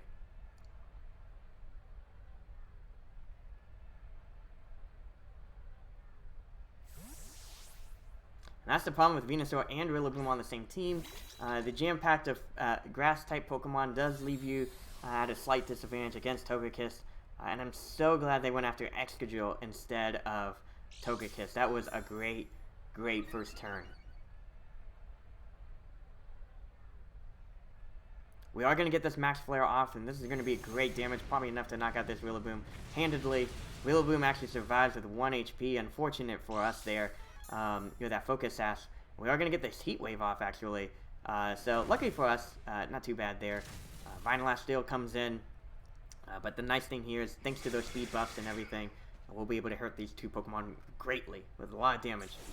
Alrighty, and that's all, folks. Let's go ahead and use Dazzling Gleam here, and we will go ahead and hit that with that Expanding Force. And I think between the two of that, Torkoal is going to be taking a lot of damage here.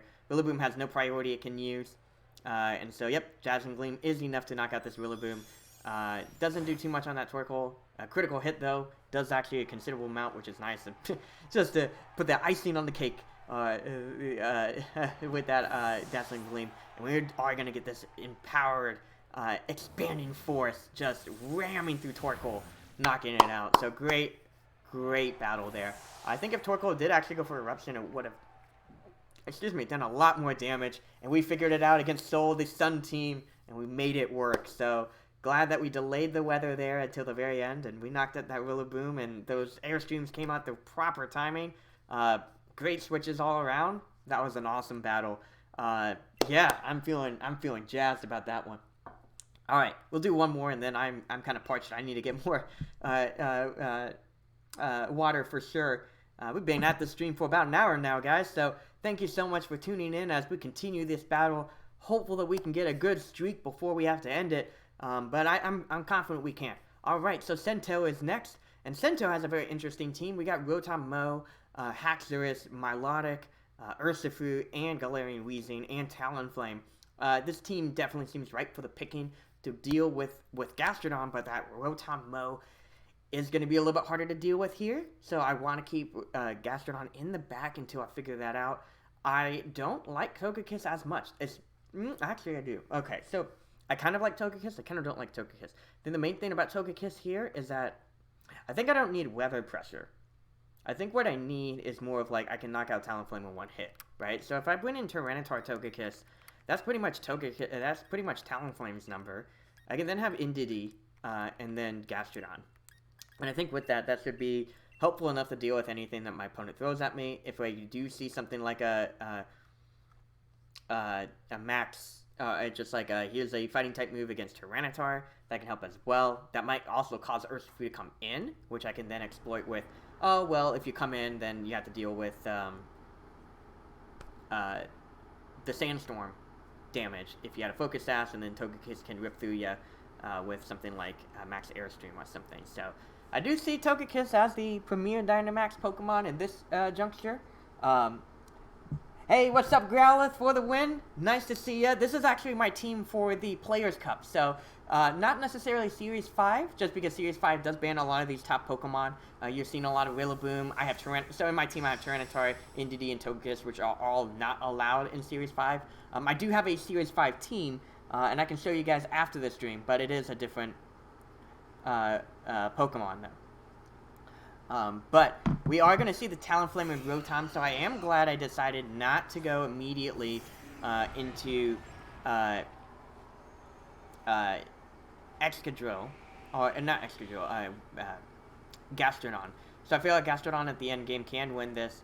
I am going to Dynamax my Togekiss now, and I feel like I can just hit it with a...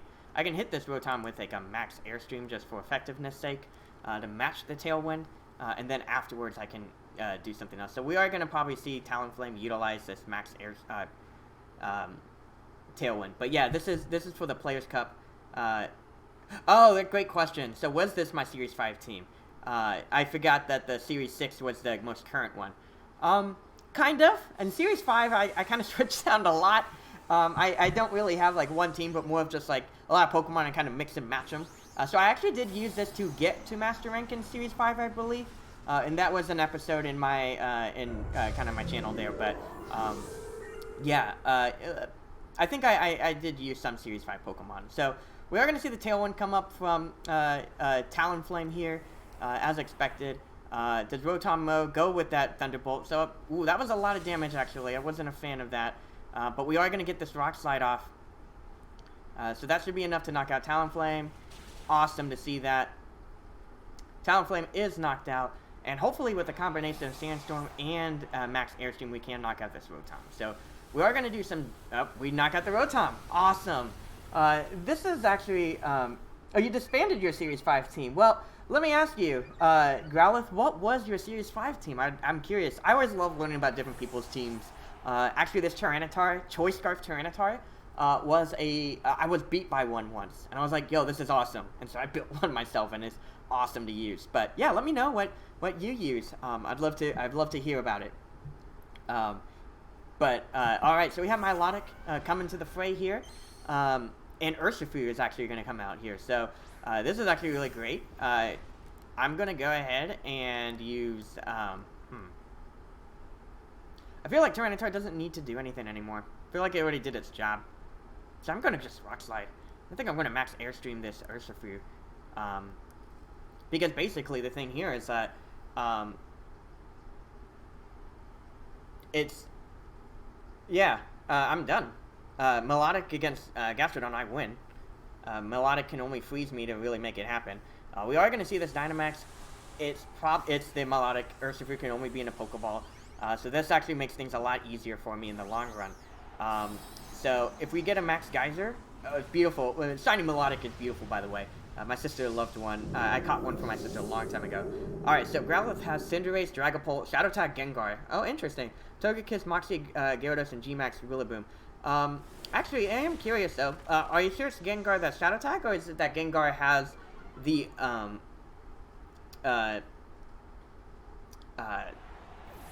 Shadow Tag?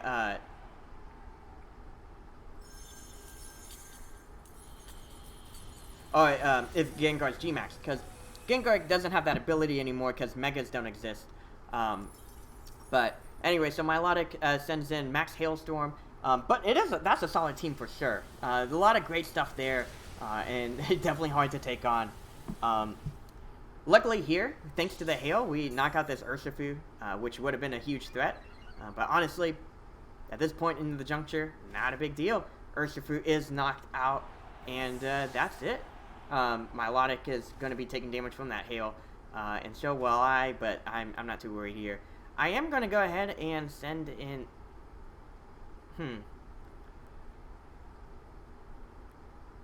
I'm going to go ahead and send in Gastrodon.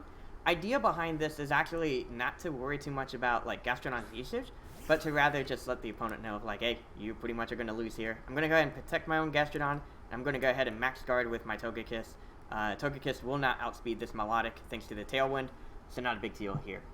But yeah, curious, since you do use Dragapult, I know that, oh, actually, let me ask you about your G-Max Rillaboom. What makes you choose G-Max Rillaboom over just keeping it normal? Most people use G-Max Cinderace, I've seen. So, yeah, just curious to hear a little bit more of your thoughts behind that. But yeah, no, we take a slight damage from that hail damage. Honestly, not a big deal here. Gastrodon is comfortably going to recover all its HP. And then we'll just, yeah, it'll just be Togekiss and Gastrodon. Here, since I kind of put the opponent in a bind of, like, I can't use water attacks, I'm going to go ahead and switch back into Indeedee. And then I'm just going to go ahead and use Dazzling Gleam just to get some damage off here. Gastrodon is switched back out, and we do have Grassy Shores and Grassy Guy with the last resort. Yeah, that's a great call out there. I do like that idea of like, hey, maybe Gmax allows me to hit hard if I need to. So yeah, Grassy Glide is really great. I loved it as an attack. I never was able to get a good Rillaboom set. I actually used Assault Vest for the longest time. So curious to hear if you have any feedback or thoughts on how to really make a great Rillaboom. That was something that I was having trouble with earlier. So we are able to hit this Milotic. Milotic is buffeted by the Hail, and so is Togekiss, but at this point, Togekiss has done its job. And that was the nice thing, too, of like realizing, like, yeah, Tyranitar's done its job. I already knocked it out. And the opponent not really having much momentum with that Tailwind, not really being helpful for them. Dynamaxing Togekiss was great, so I could survive that Thunderbolt, and knocking out that Rotom was clutch, making it so easy for Gastrodon to do its job. Yeah, G-Max, I agree. I think that Cinderace is a little bit crazy with this G-Max for sure, especially with it being super small and that giant ball. It definitely is an interesting Pokemon for sure. I am going to protect here just so I don't want to lose any... I don't want to risk a freeze or anything in case this is a Blizzard coming out. So we are going to try to hit with this Expanding Force here. And that does decent damage. And yep, it is a Blizzard. Figured it was something like that. Hopefully we can stall out the Max Hailstorms before Blizzard does too much here. But yeah, that would be detrimental. Melodic is going to be taking damage from this hail, and so will I, but, I get the recovered anyways, and so we should be good. 383 attack and 404... Okay, so you went to Choice Band, which is an interesting choice here. I did actually face a Choice Band Rillaboom earlier, and so maybe I might do that, where it's just, like, exert so much offensive pressure early on and see what happens. But yeah, that might be not a bad idea. I want to use Scald instead of Earth Power. I don't want to lower its special defense and then accidentally power it up. But the battle was canceled anyways. We got a great win. I'm so excited. That was awesome. But yeah, no, that's not a bad idea. Nice idea on Choice Band. I'm going to type that out. And I'm going to take a quick break. Y'all can still reach out to me via message. I just need to get some water or something to drink. But yeah, super excited we got that win. Really, it was the great identification of Rotom Mow was the only thing stopping Gastrodon from winning. We get rid of Rotom Mow and we win. And Urshifu is known to have very low special defense, so really preying on that was super helpful. The opponent, unfortunately, turned on the Hail for themselves, which broke the Focus Sash anyways. So, I'll see you guys in a quick second, and we'll be right back.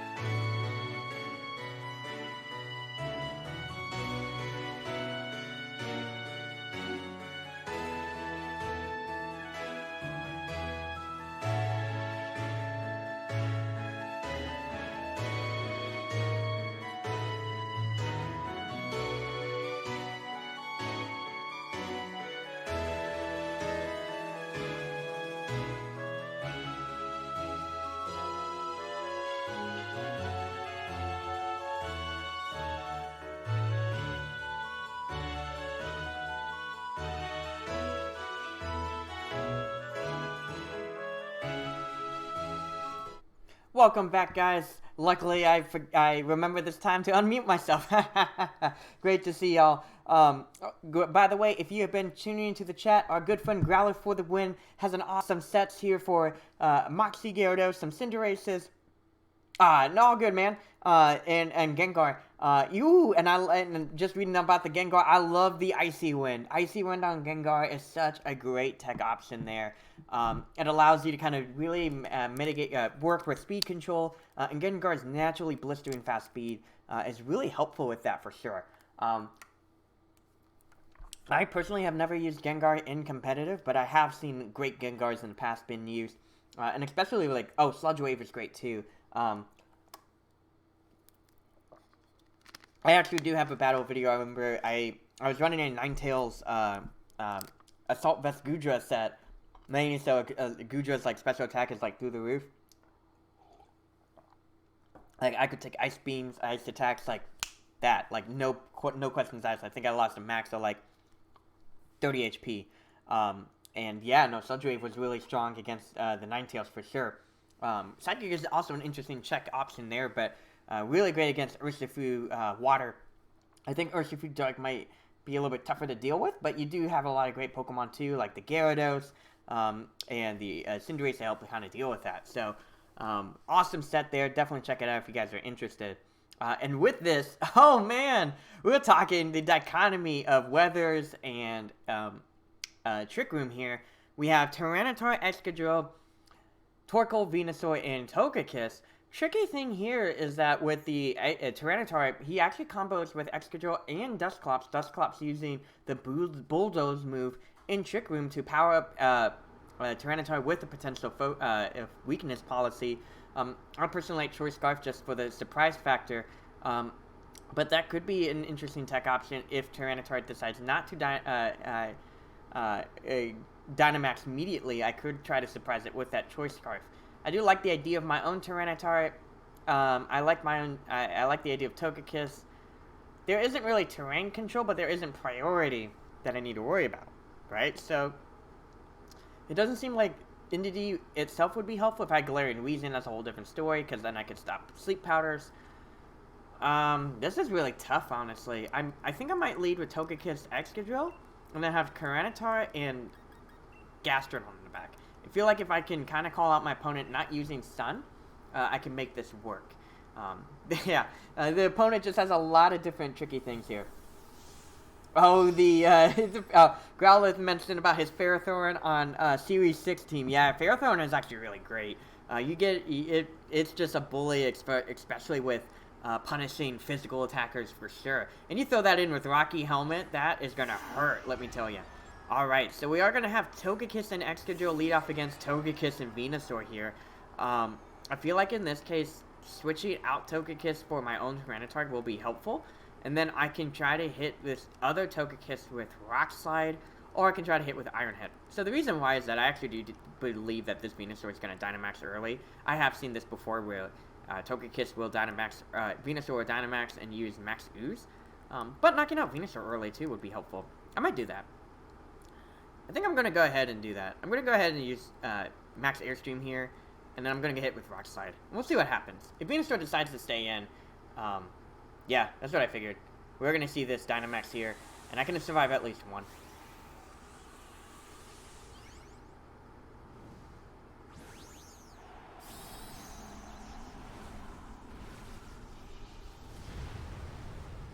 It could also help in hand and try to use Max Ooze, but it still won't knock out. I don't think it will knock out. The nice thing about Max Ooze is that it only caps at 95. Oh yeah, we got the Lucky Helmet Iron Barbs. Yeah, it's a great, yeah, definitely a great check for Trick Room, and really puts the pressure there. High defense, high attack, and that body press hurts greatly. We are going to see the Follow Me, which was expected here, but I think the combination of Rock Slide and Max Airstream should be enough to knock it out. We are going to see the Max Ooze. Not as worried here, because what might happen next turn is you're going to switch out to Torkoal to try to give your Venusaur speed. I'm going to then switch into Tyranitar immediately to take away that speed. So we are going to see the Togekiss up its Life Orb Venusaur. That's great to see. I do get this Rock Slide off to do decent damage to this Venusaur. And then we are going to get this Max Airstream off. It is enough to knock out Togekiss. Perfect. And with that speed boost, with the critical hit as well, one of the reasons why Togekiss is such a great Pokemon, with that Scope Lens as well. Great way to kind of pivot things in our favor. So we probably are going to see the Torkoal come out here, in which case I will switch out into Tyranitar to take away that speed boost that Venusaur's naturally going to get. You actually send out Tyranitar. Interesting choice here.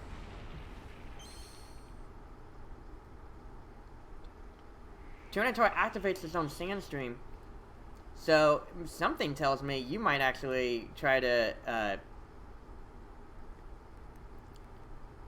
switch into Torkoal. I think a combination of Iron Head and Max Airstream should be enough to knock out this Venusaur. Basically what I wanted to, yep, and you're going to switch into your Torkoal.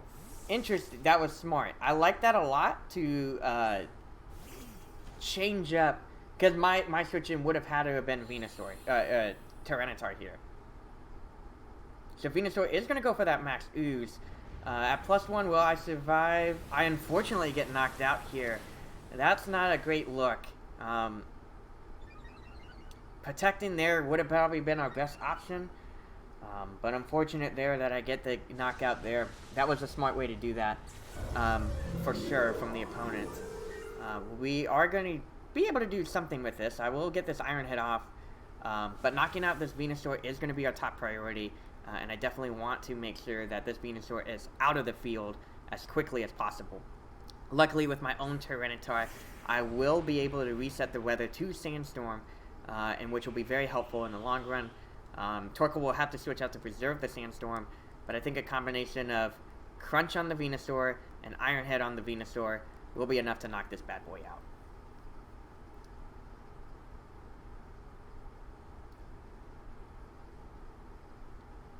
Perfect. That's exactly what I'm looking for. Tyranitar is sent out instead, which helps out a lot. If Venusaur does not protect, then we are in a good spot. We are going to get this Iron Head off.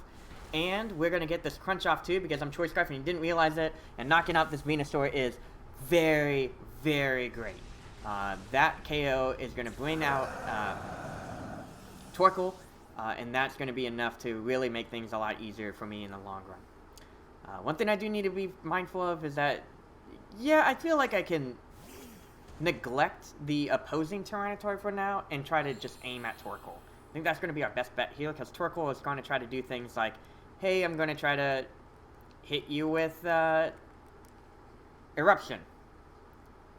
And Tyranitar is most likely going to use something like Superpower, and I can weaken its attack greatly before I have to worry about a weakness policy. Torkoal does go for the Protect, unfortunately.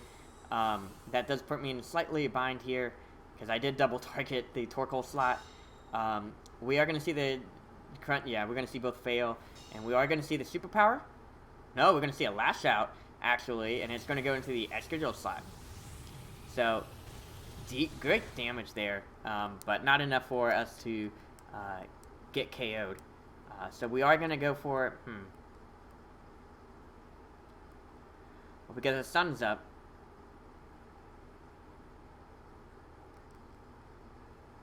I don't want to run, basically, I don't want to run into a Solar Beam. So I am going to do the same play here of, oh no, he gets a second Protect off. Oh no, that's not great. Oh my goodness, he played that win con well, and unfortunate, that puts us in a terrible spot, because now Torkoal can click on the, Solar Beam button and knock out this Gastrodon here. Oy, this is gonna hurt for sure. But man, that was great on my opponent's end. But luckily now we know for a fact that Torkoal can't protect again. So if we double up on this slot, that might be enough to get this knockout here. So we are gonna get the Crunch off, which is awesome. So that is good. We are gonna get this Rock Slide. Not so great on Gastrodon. I don't want to flinch. No, I get the... Oh, thank goodness, it's just body press, okay. But still, that's gonna hurt like crazy, and unfortunate there, because that just opens up so many doors for potential solo beam coming up. We have to figure out how many more turns of Sun is here.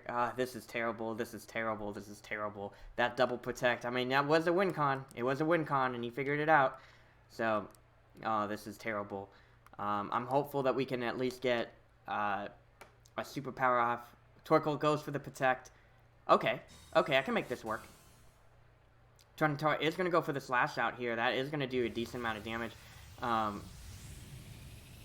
I do survive it well. Okay. So, this can still work. And in fact, I'm very lucky it's going to work this way. Because now, my water type attacks are actually going to be stronger. So I'm going to go ahead and protect here, making sure I don't get hit by this solar beam. And then now it's going to be just a 2-turn attack that solar beam is going to do. Tyranitar goes for the lash out. Torkoal did not have solar beam. So that was not fun to learn.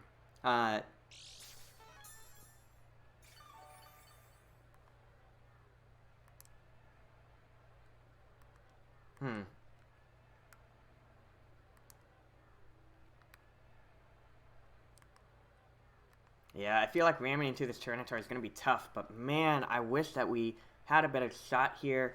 The double protect really messed us over. It was a shame that we had to deal with that. We are going to get the Scald off, which is nice, but the problem is that we're going to see a weakness policy. We get the burn, and we see the weakness policy. That is a problem, definitely. That might negate the burn damage here, and we're going to see this body press come out from the Torkoal.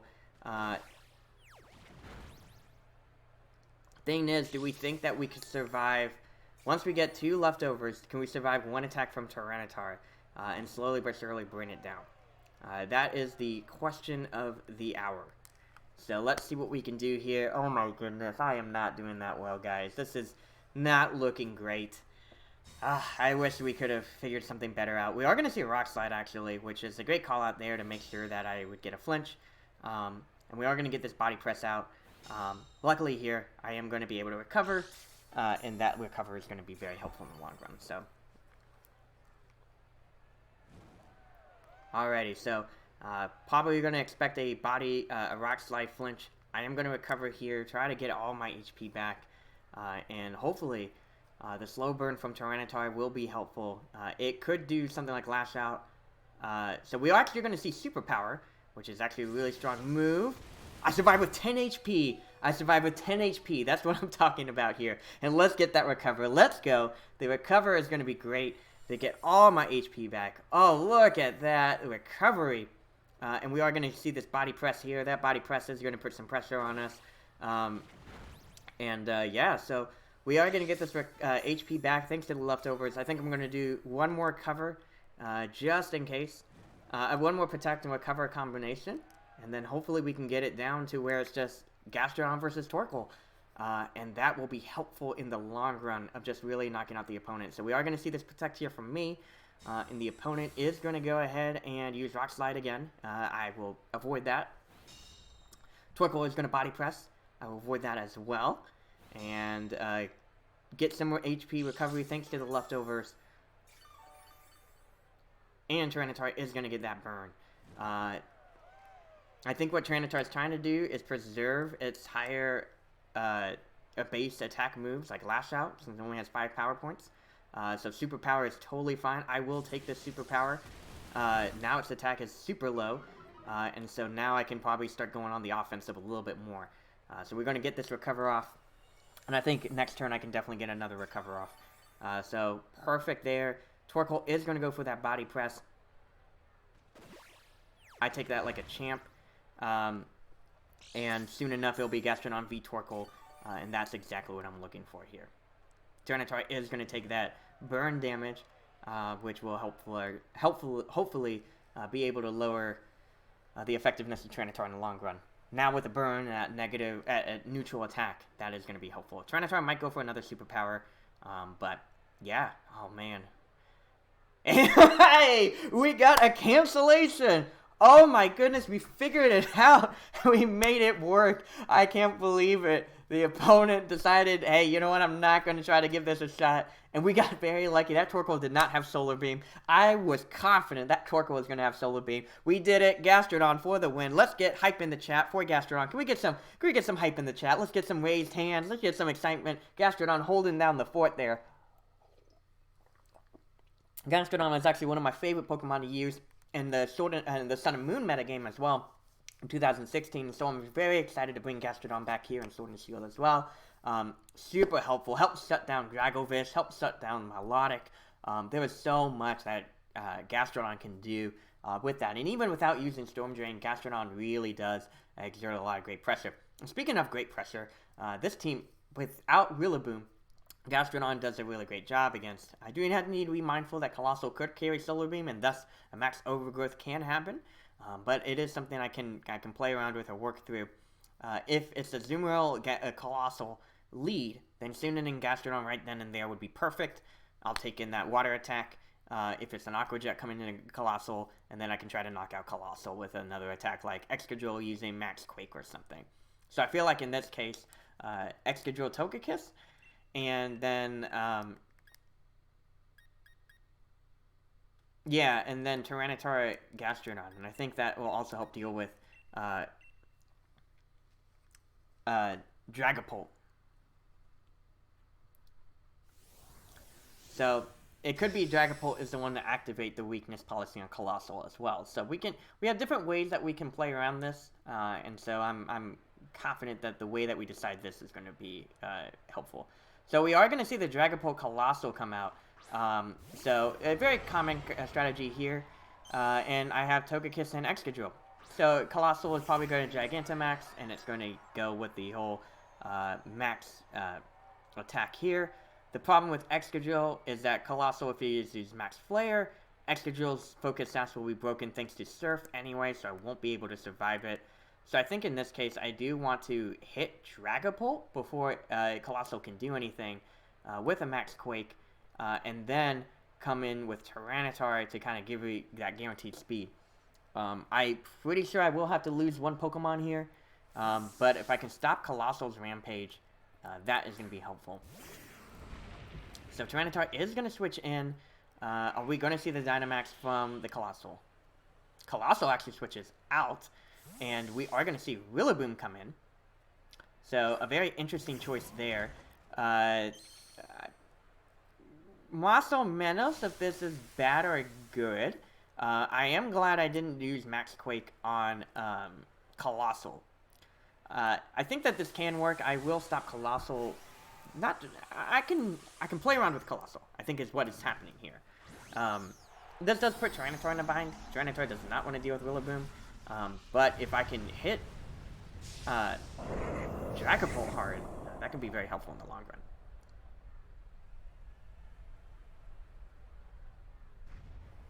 So Dragapult is going to be attacked by this Max Quake. I do get to go first. Not enough to knock out Dragapult, unfortunately.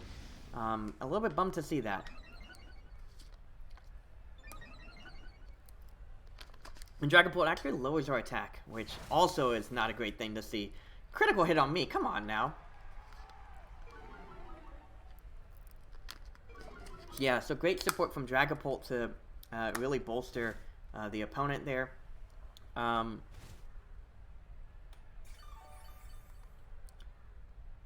Everyone's getting some healing thanks to the grassy terrain going on. But I think what I want to do here is switch out Tyranitar. Still doesn't realize that I'm Choice Scarfed. And go back into Togekiss. I can still max Steel Spike to hit the Dragapult here, getting our defenses up, and then that will help out as well. And then hopefully kind of play around with the damage output that I'm putting out, and knock out this, use Gastrodon near the end game to knock out the Colossal. I think the main thing here is just, like I said, as long as I can avoid the biggest onslaught from Colossal, I think we're going to be put in a good spot. Dragapult is actually going to withdraw, and we are going to see a Azumarill come out.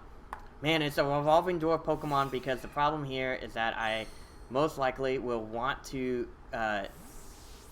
bring back in Gastrodon.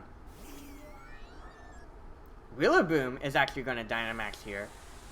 So this actually puts a huge bind. Well, so this actually is interesting. Rillaboom Dynamaxing means that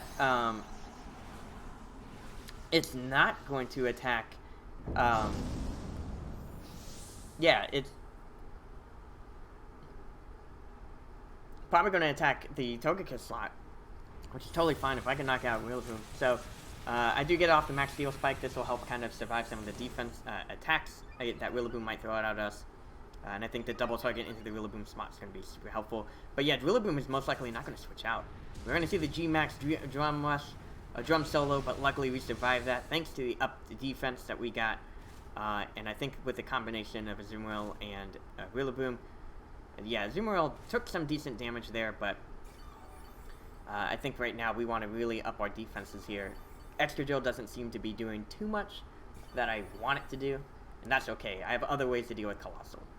So I am going to go ahead and Max Steel Spike again into the Rillaboom slot this time, and we are going to try to hit with that Air Slash in the Rillaboom slot as well. Trying to do our best to really just mitigate the damage output that Rillaboom can do, and really just put the hurt there. So Azumarill is going to use Helping Hand. Totally fine here. I'm going to use Max Steel Spike. This will help, whatchamacallit, Togekiss get a little bit more defensively inclined here. Togekiss is going to take that defense boost. And we are going to see the Max Strike most likely on the Togekiss slot, yeah? Yeah. So Togekiss takes that really well, which is awesome to see. Excadrill's speed is going to drop, and so is Togekiss's speed. And I get the Air Slash off, which does a lot of damage, which is awesome with that critical hit. That's what we're talking about. Rillaboom taking damage with the Sandstorm, but it's going to heal up that damage too, thanks to the grassy terrain. But oh my goodness, that is exactly what we want to see. Let's go ahead and get that extra damage on that Rillaboom. That Air Slash was perfect. I think here what I want to do is Iron Head and then Dazzling Gleam.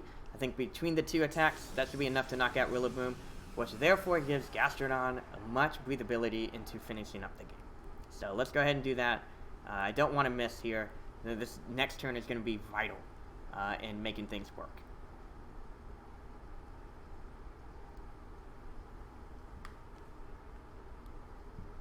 Rillaboom could also Max Guard and thus get the access to Grassy Glide the next turn, which would also be pretty good. Interesting to see that Rillaboom has decided to retreat at this time. Is it going to be Dragapult or who's coming out next? Colossal is actually going to come out. So Colossal will be taking this Iron Head, which it won't be... Oh, shoot. It activated the Aqua Jet here. Okay. Dang it. I wish I called that out earlier. I wanted it to run into Gastrodon when it did that. So we're going to see the Weakness Policy activate here, which is problematic for sure. But hopefully with these two attacks, this will be neutral thanks to its rock typing. And this is going to be decent damage on Azumarill, not enough on Excadrill. So luckily here though, the nice thing though is that while Colossal is... Oh, and Azumarill does eat its berry. It's one of those pinch berries. Unfortunate there. The Guave berry. Nice thing here though is that Colossal can't double target unless it's Heat Wave. And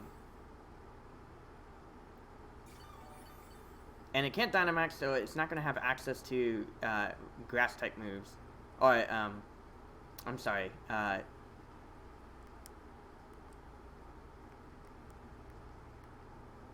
It won't have access to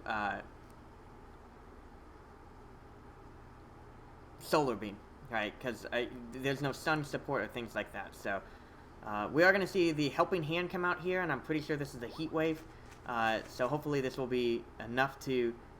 so both are going to get hit here, and that is enough to knock them out. So, not a big deal. While the opponent did take a lot to get through those two knockouts, I think the main thing here is that Sandstorm's over, so I get the Sandstorm back, and Grassy Terrain is still up, which actually is beneficial, because now with Grassy Terrain up, I can kind of punish the opponent. So, unfortunate, well, Grassy Terrain is over. So, unfortunate because both Tyranitar and Gastrodon do not want to deal with Rillaboom.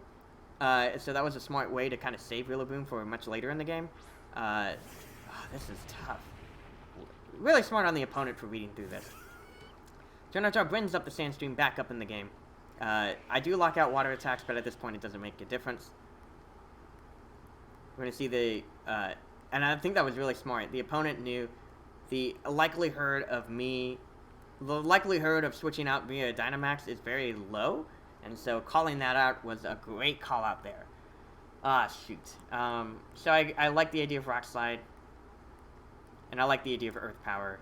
Well, I like the idea of Scald, actually, because depending on what switches in, I might be able to burn it. Colossal is going to protect itself, which actually is nice. This actually gives me an opportunity to hit this Azumarill.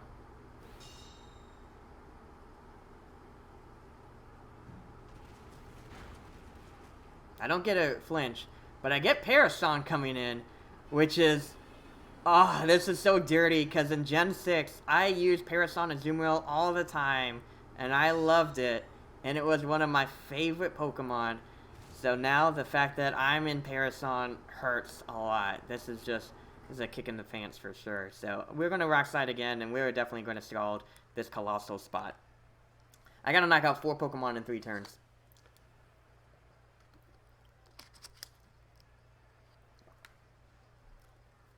Probably not going to happen. Colossal goes for that Heat Wave. We comfortably survive it. I get a burn on Gastrodon, but at this point it doesn't make a difference. Tyranitar is going to go with this Rock Slide. Azumarill protects itself. Close to knocking out Colossal, but the Scald will be enough to do that. Parasong's down to 2.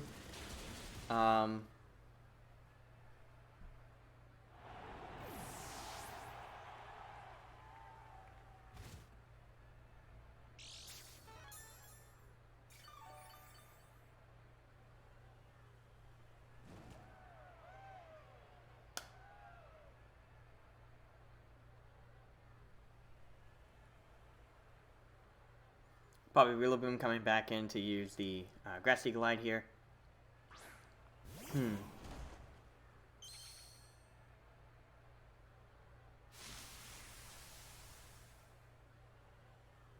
Maybe I could win this. It's going to be a weird way to win this, but I think I got a way. As long as Dragapult doesn't have Phantom Force, then I can win this. Rillaboom tries to attack Gastrodon. He protects instead. Okay. So we run into protects here. Okay.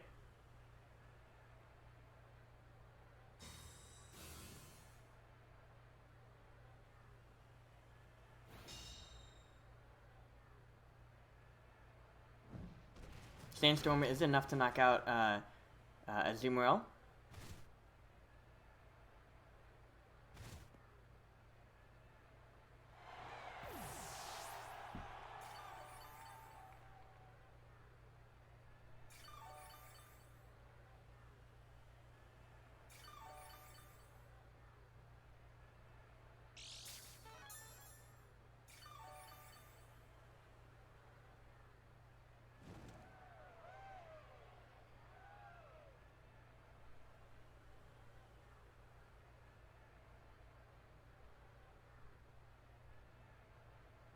Okay, it all boils down to this. If Dragapult does not have Phantom Force, and I survive 1 attack, and Rillaboom targets Gastrodon, then I can win with a Rock Slide.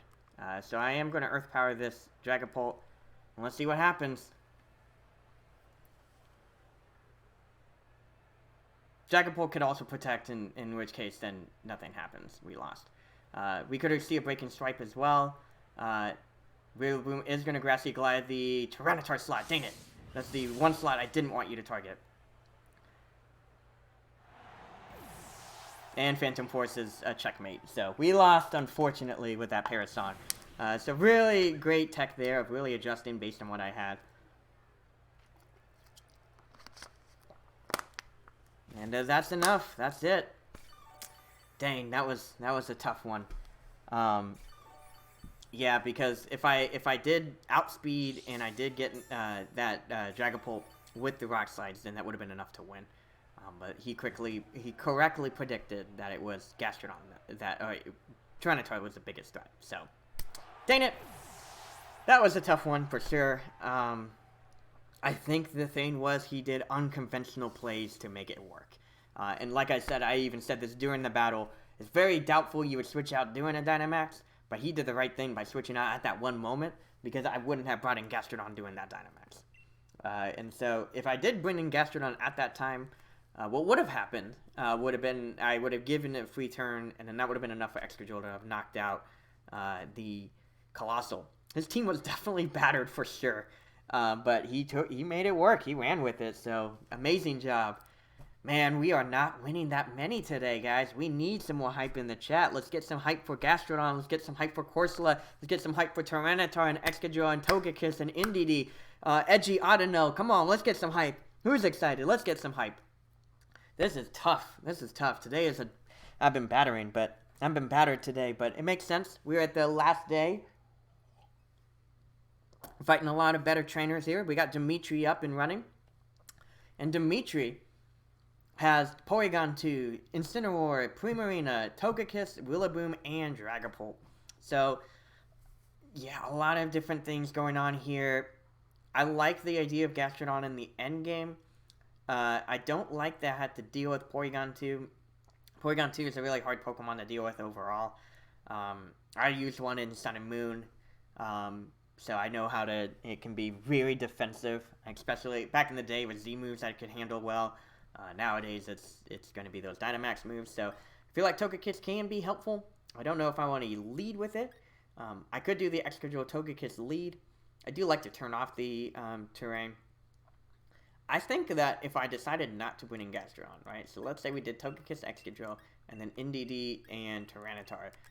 Let's just see what happens here. I think the main thing here is that if I get the terrain control, great.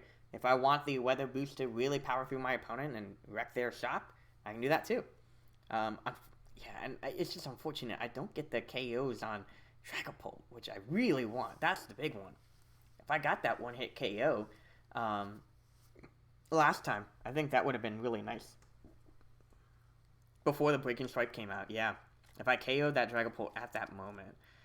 So something tells me it was definitely more HP invested to really make it work out well.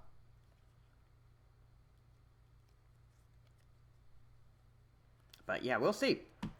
Alrighty, so Dimitri, what are you going to send out? We got Incineroar and Primarina. So this automatically kind of makes it a little bit harder for Excadrill and Tyranitar to get going.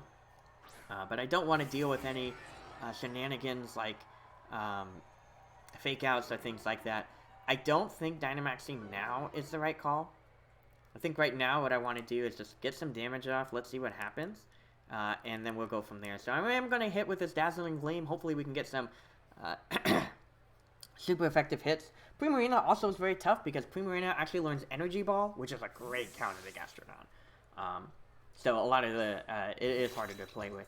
That said, I actually do have a question. If any other Pokemon could get Storm Drain, what Pokemon would it be? Of course, I wouldn't say like pick a Fire Ground Pokemon with Storm Drain because that's kind of cheap. But if you have another choice, what would it be? Anyways, the opponent decides I'm going to go ahead and Dynamax now. And are we going to see Primarina Dynamax? Yes, we do. Primarina is a great candidate for Dynamax. And the unfortunate here, we're probably going to see some Max Geysers and things like that coming our way. But hopefully we can try to figure something out here and make it work. So luckily we got the Fake Out protecting us. We get a free turn against the Incineroar, free switch in here, but the Primarina hitting with that Max Hailstorm onto the Togekiss slot isn't going to be pretty. So that is going to be hard to deal with in the long run, and actually it's a one-hit KO, so that's not great. Togekiss is already knocked out, which is not great. Primarina does review, it has Life Orb.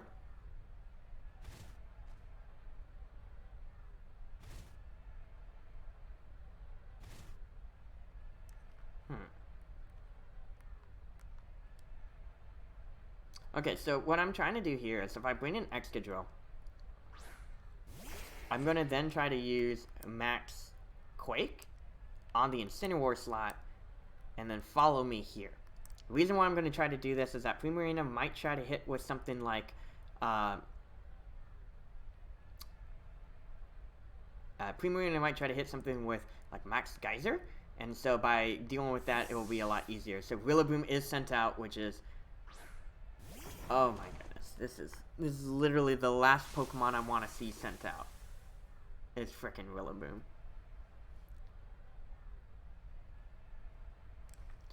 I think I just give up here, man. I'm kidding. But I'm not going to do any damage to this Rillaboom.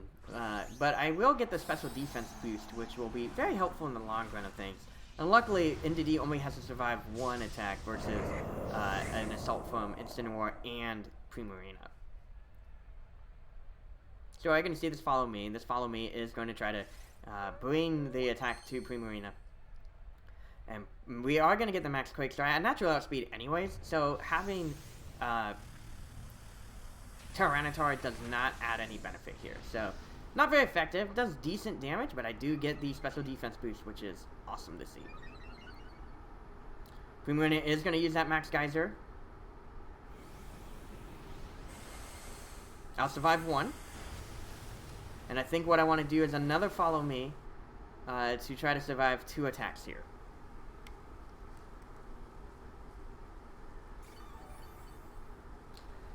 So we can still make this work. Unfortunately, there will be a time where we will lose our attack boost. But hopeful that with the attack boost lost, we can still make things happen. I could Max Rockfall the Rillaboom, but I feel like that's not going to be as helpful. I'm going to go ahead and use Follow Me one more time, just to redirect any attacks. Most likely, I am going to have to deal with the Grassy Slide. If I survive one Grassy Slide, then we'll be in a great spot here in the long run. So we are going to get this Max Steel Spike off, hit this Rillaboom, actually knock it out, which is awesome. And so we are probably going to get a Max Geyser into the Indeedee slot. Indeedee fighting hard, preserving itself, so I appreciate it. And we are going to see this Max Geyser into Indeedee. This will be enough to knock out it. Unfortunate there. But we are slowly but surely breaking this Water, Grass, Fire core. And luckily we get the weather control right after. So, get some healing from both of us. And now it's just Tyranitar and Excadrill versus the world here. We are going to see Incineroar back into the fray, which is unfortunate. Incineroar is going to have that Intimidate to lower our attack, rather. But hopefully, with the combination of Tyranitar and Excadrill, we can knock out this Primarina. I don't think that Primarina is as important as the Incineroar. Incineroar could try to switch out and bring me to -2, but I do think that Primarina does pose the biggest threat here. So I am going to try to target it with Max Steel Spike, and I'm going to try to hit with this Rock Slide to just hit both of them. Incineroar does withdraw as expected to bring up the defenses there, and oof, with Porygon 2, that actually is not going to be pretty. Porygon 2 does download, please not your special attack, and of course it's a special attack, because why not? We are going to knock out this Primarina, though, with this Max Steel Spike. I think the combination of Max Steel Spike and Rock Slide should be enough here, but the defensive booster was meant to help deal with Incineroar in the long run. And there we are able to knock out Primarina.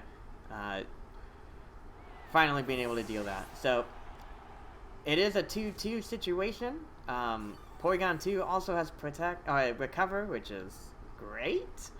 And I am Choice Scarfed, so a lot of things can go wrong. And pretty much I wouldn't be surprised if everything goes wrong. I got a -2 in my attack. That is just... Thank you, Incineroar, you big jerk. Intimidate's too good of an ability. It is too good. Free attack drops every time. I'm going to go ahead and protect here. I'm going to go ahead and use Rock Slide. I think the main thing here is I want to avoid a Focus Sash to be broken prematurely. I was glad that I didn't actually need to use the speed of Sandstorm, but hopefully the damage output will be helpful here. So we are going to get that Fake Out. Awesome. Glad I protected myself. And I am going to get this Rock Slide. decent damage Incineroar. Probably going to pop a berry soon enough. Yep. Because I'm Incineroar and I'm a jerk. Y'all complain about... There's a lot of Pokemon to complain about. The big one I complain about heavily is Incineroar. Oh, I hate Landorus. Landorus T is the worst. I used a Landorus Incarnate a long time ago, but Therian and VGC is my mortal enemy. Intimidate is just too good. So, anyways, now that we've done that, I'm going to go ahead and high horsepower this Incineroar, and hopefully with this Rock Slide, we're going to knock this bad boy out. And then a combination of Iron Head flinches and Rock Slide flinches, try to knock out this Porygon 2. You know what I'm saying? I think that's going to be our end game here. So get the high horsepower off. Awesome damage. And do we get the Rock Slide? Here comes the Rock Slide, and it hits both. That's Incineroar out. That's going to be helpful in the long run. Now we just got to deal with Porygon 2. Porygon 2 flinches! Yes! And it takes that damage from the Sandstorm. It doesn't make too big of a deal just because it's negated by the Grassy Terrain. Grassy Terrain is gone though. So now any damage that you take from Sandstorm is going to be permanent. Main thing here is that Tyranitar is put on a counter though. Tyranitar does have only 7 more turns before it starts struggling. So we're going to go aim for these flinches, guys.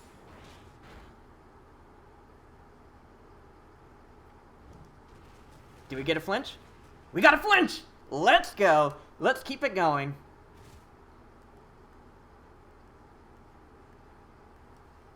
Alright, one more flinch. We're rolling. We gotta cancel! Yes! He could have kept on playing it. He could have won, but he did. I don't think he realized that I was Choice Scarfed.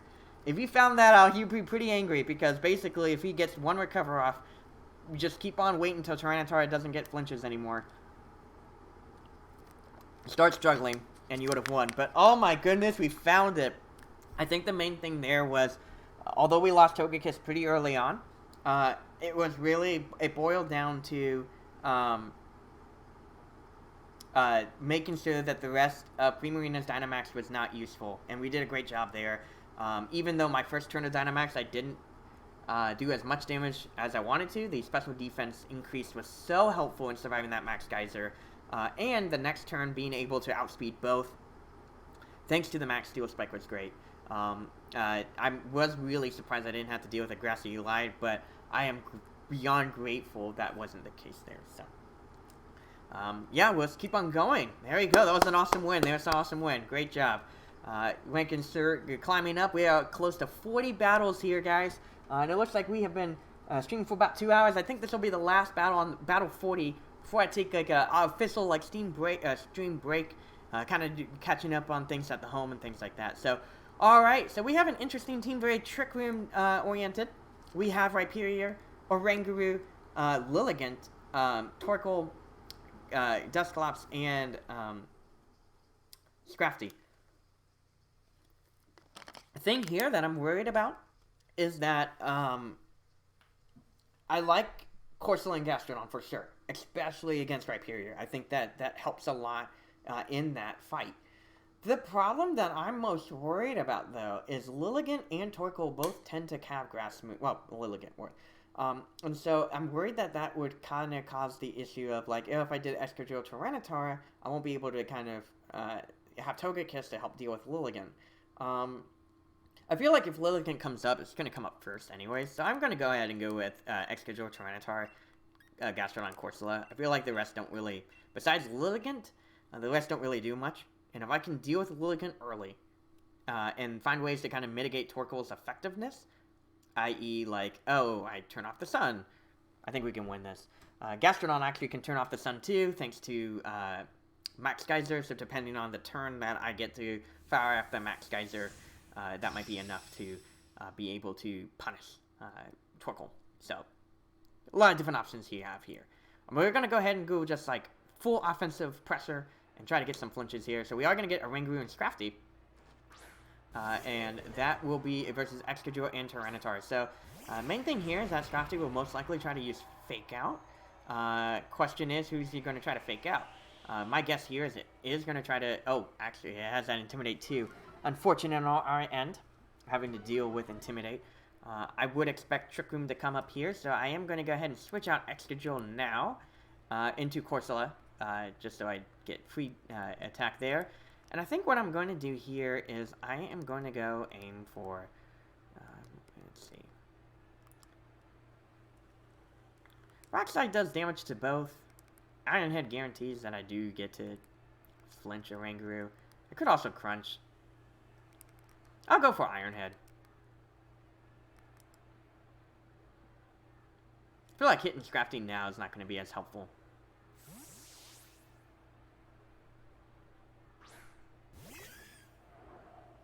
Yeah, I figured as much. Okay, so Trick Room is up. And that gives Corsola a great advantage here, because Corsola can go ahead and burn the Scrafty, making it easier to deal with in the long run. And then I can kind of use Gastrodon to kind of slow things down. I think the one thing I do need to be mindful of is that the opponent probably will see... let's go ahead and swap out. The opponent will see that my whole team. I've rotated my entire team, which makes it a little bit harder in the long run of things. But hopefully this will also help in the long run. Oranguru is going to use Ally Switch, which is a very interesting tech here. I will burn the Oranguru. Unfortunate that I did this, because Scrafty can come up with a pretty strong Dark type attack here. But knowing that I underspeed Scrafty is helpful. And so Scrafty has to go to Drain Punch on the Gastrodon slot, which is actually really nice. I'm glad that I did that instead of stay in. Opponent still doesn't know I'm Choice Scarfed, so I don't think it really makes a big difference. It will help against Lilligant in the long run. But I might be lucky, and he actually doesn't have Lilligant. I take that Drain Punch pretty comfortably. So I think what I want to do here is double up on the Scrafty slot. I'm probably going to go ahead and use Strength Sap on the Scrafty, as well as go ahead and use Scald on the Scrafty. If I do get a switch in, or an ally switch, okay, so we are going to see the switch out. Lilligant? Torkoal. So, Torkoal's interesting because the Drought and the Eruption combo is really strong here. We are going to see the ally switch from the Torkoal. And I get the Scald off. I'm not going to do too much here. And I get a Strength Sap. And an attempt to lower Scrafty's attack.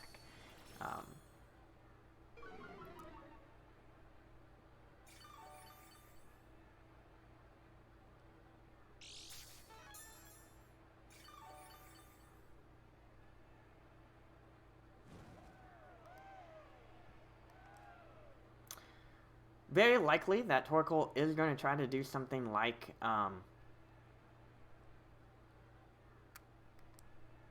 Eruption, but I could also see a Solar Beam coming now.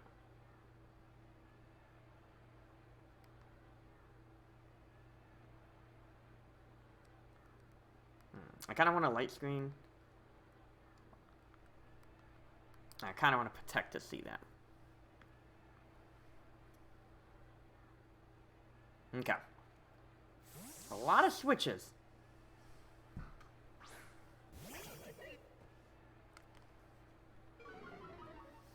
So I am kind of lucky with this. This gives me a little bit more time to play around with what the opponent is going to try to throw at us. I underspeed, which is awesome. That's why I like Corsola and Gastrodon. And we are going to see the Foul Play come into the Gastrodon slot. Thank goodness I decided not to use any of my physical attackers here. And knowing that Foul Play is pretty much Ringu's attack of choice, that is actually going to be very helpful in the long run. Ringu does not really exert much offensive pressure against me. So we're going to go ahead and Night Save the Scrafty slot. And I'm going to Earth Power the Scrafty slot this time too. Just to get some damage off of here. Scrafty can probably use Fake Out, but not a big deal if it does. I am actually faster than it in Trick Room, which is nice. And I get off Nightshade.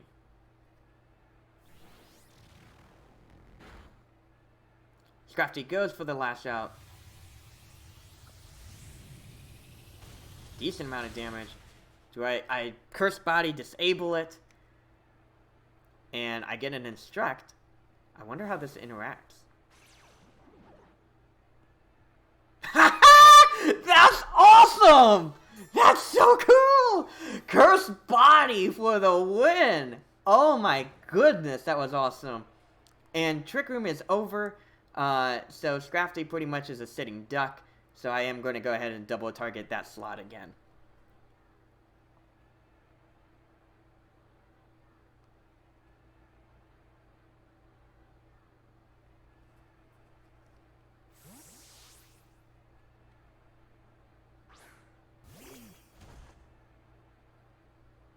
The Strength Sap is going to help recover my HP. Thank goodness for that. Oh my goodness. Talk about the defensive buffer of Corsola and Gastronaut. I get all my HP back with that. And I'm going to go ahead and hit with this pretty powerful Earth Power. Oh, geez, that's a lot of damage. It's super effective. And we get the reset of Trick Room. Thing is, we Torkoal, we don't know if it's faster or slower. So, really, that's anyone's game here. That was just a lot of damage that Torkoal had to take. Oh my goodness, that was unbelievable. I'm going to go ahead and Nightshade the Torkoal, and I'm going to Earth Power the Torkoal as well. If I'm able to knock it out, then Oranguru is the last Pokemon. Then we do a lot of damage here. Torkoal is going to actually go for Earth Power instead, which is great. Oh my goodness, I am so happy it decided to do that. Unfortunate though, I won't be able to do too much here.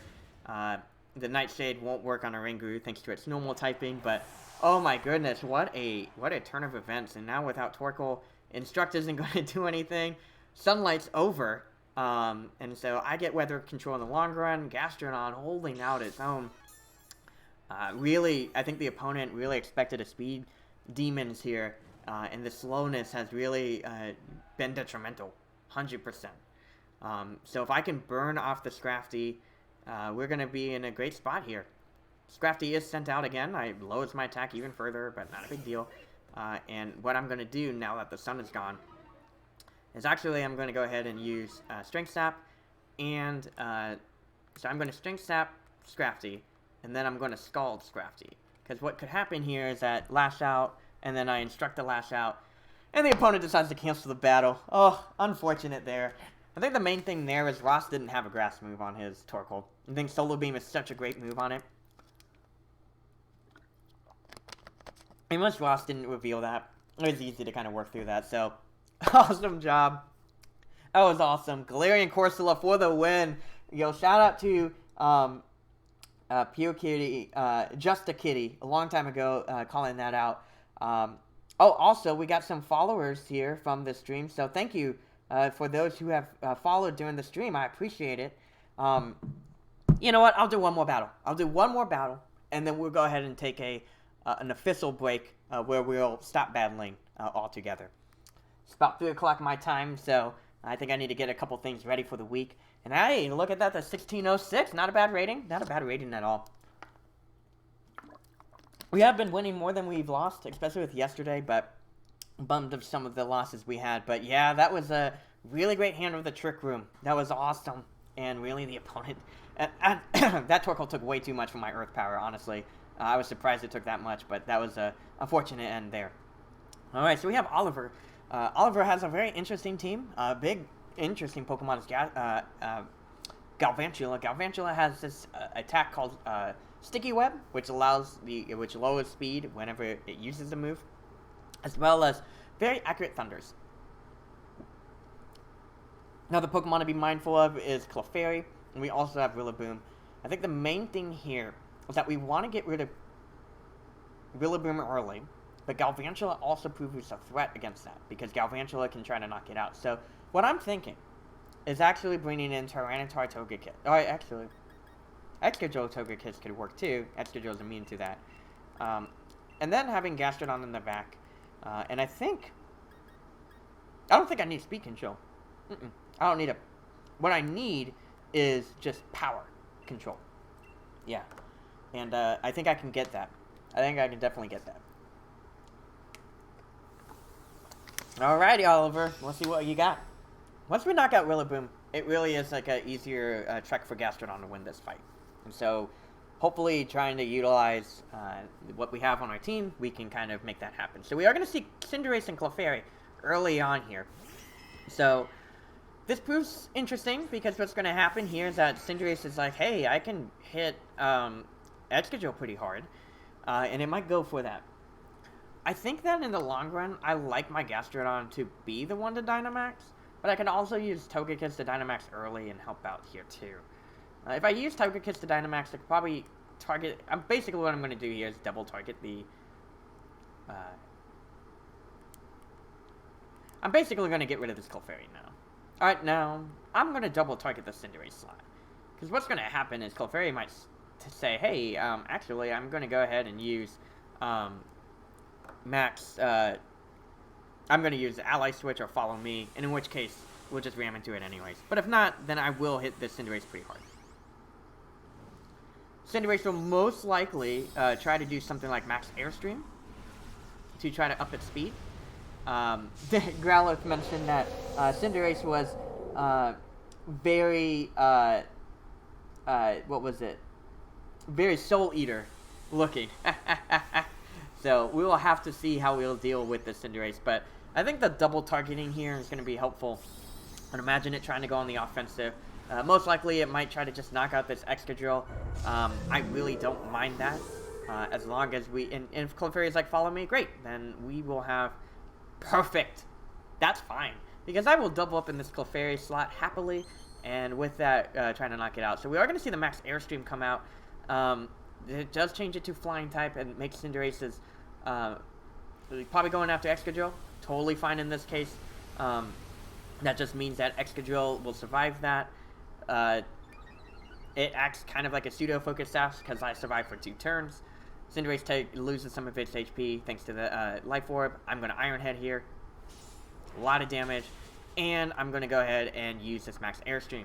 This will make Cinderace less bulky, which is very helpful indeed. And that will be enough to knock out this Clefairy with that critical hit. We are going to get the speed boost as well. There we go. And like I said, it's less about speed control, more about power control. And knocking out Clefairy that early on is going to be helpful. Most likely, we are going to see I hope we see a Rillaboom. Let's see it. Come on, bring him up. Incineroar comes out. Okay, Incineroar is going to be a little bit harder. Incineroar is going to be lowering the attack of both Togekiss and Excadrill. But the thing here is that I could probably knock out this Incineroar now. Max Airstream. And I'm going to go ahead and use High Horsepower onto this Incineroar. Main thing here is that I am trying to knock it out early. I might have to deal with a Fake Out though, which might make it a little bit harder. But Cinderace has to decide, hey, do I really care about this Excadrill or not? We could also expect a Snarl. We're going to see the Max Steel Spike actually. And that will be a little problematic as far as knocking out Cinderace in the long run. I survive it. Thank you with the very nice bulk there. And this will be a little bit harder to knock out this Incineroar in the long run. We are going to get the High Horsepower. It does work. We do connect. Incineroar does survive. No berry popped yet. Hopefully we can get that critical hit. Come on, baby! Yes, we get the knockout! Hey! We're doing it! We're making it work! And Incineroar is out! Let's go! This is awesome to see. Yeah, no, this is great. Now Rillaboom is sent out, and so this does prove a conundrum a little bit. What's going to happen here is that Rillaboom can target down this Excadrill slot while Cinderace does target down the Togekiss. But I think what I want to do here is protect Togekiss for now. And then try to hit the...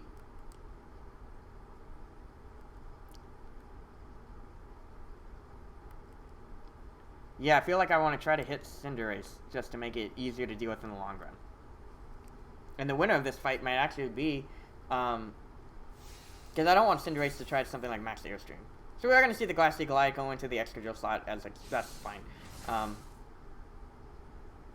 And so whatever Cinderace is going to do, Max Airstream, perfect.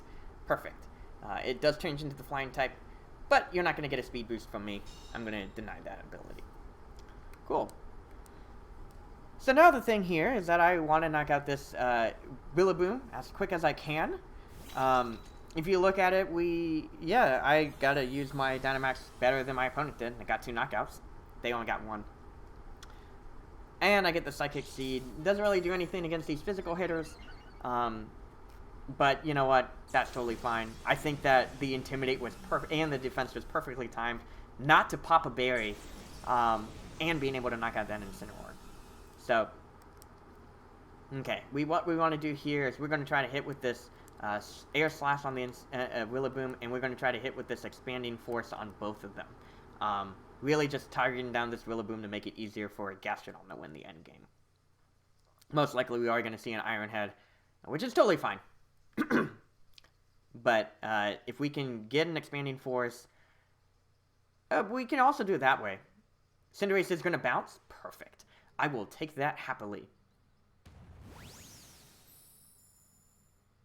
Togekiss does get the Air Slash. This is going to do a considerable amount of damage here. Super effective. You flinched, and I get an Expanding Force off into the Rillaboom slot. This is perfect. Here we go. That is not enough to knock out, unfortunately. But by the next turn, it won't really make a difference. I'm going to Dazzling Gleam to make sure that I do hit, and I'm going to Expanding Force here. Thing here is that if Cinderace goes after the Togekiss, I'll win. Perfect. Awesome. That's exactly what I wanted. Rillaboom has to hit the Indeedee slot, but Rillaboom probably is not going to have enough of it. Oh, well, I'm faster anyways. This is great. Yes, we knock out Rillaboom. Cinderace takes a lot of damage, and it's Gastrodon and Indeedee. Awesome. Awesome, man. The numbers played out in our favor, and I'm glad that you looked at this and said, you know what, I don't really need the speed. I just need a match than speed, and it was more power. And so with Gastrodon and Indeedee versus Cinderace, we just hit the Scald button. We're just going to hit the Expanding Force button, and it's game, set, and match here. Cinderace is going to go with Sucker Punch, which is fine. Turns it into a Dark type, but Psychic Terrain protects me. Expanding Force doesn't do anything, but I have an attack anyways, so I get a win. So, awesome. Game, set, and match. Great job. That was awesome. And, excuse me. We did a great job there. Alright. I think that cough kind of indicates that I need to rest my voice a little bit. So, thank you guys so much for tuning in. That was an awesome 2.5 hours, actually. And we're going to go ahead and switch into the full cam first, just so I can thank y'all in person. So, thank you so much. I had such a blast playing. I think my hair's messy. The apartment's a little bit messy. We got to clean it up. I'm actually going to change it to where my stream station is here. Or my workstation is going to be where my stream station is now. And I'm going to put my stream station there. I got to move some chairs and things like that. But anyway, guys, thank you so much for tuning in. I had such a blast playing Pokemon. We had a lot more losses than I would have wanted this afternoon. But I think we got in a good spot overall. Yeah, I'll try to get back in about an hour or so. That way we can kind of close out that last hour before the competition ends. But thank you so much for tuning in. This team was awesome, and you all are awesome. Until next time, I'll see you guys later. And there's actually one more favor I have for you guys. Can you make sure you have a wonderful rest of your day? Alright, y'all take it easy. I'll see you guys later.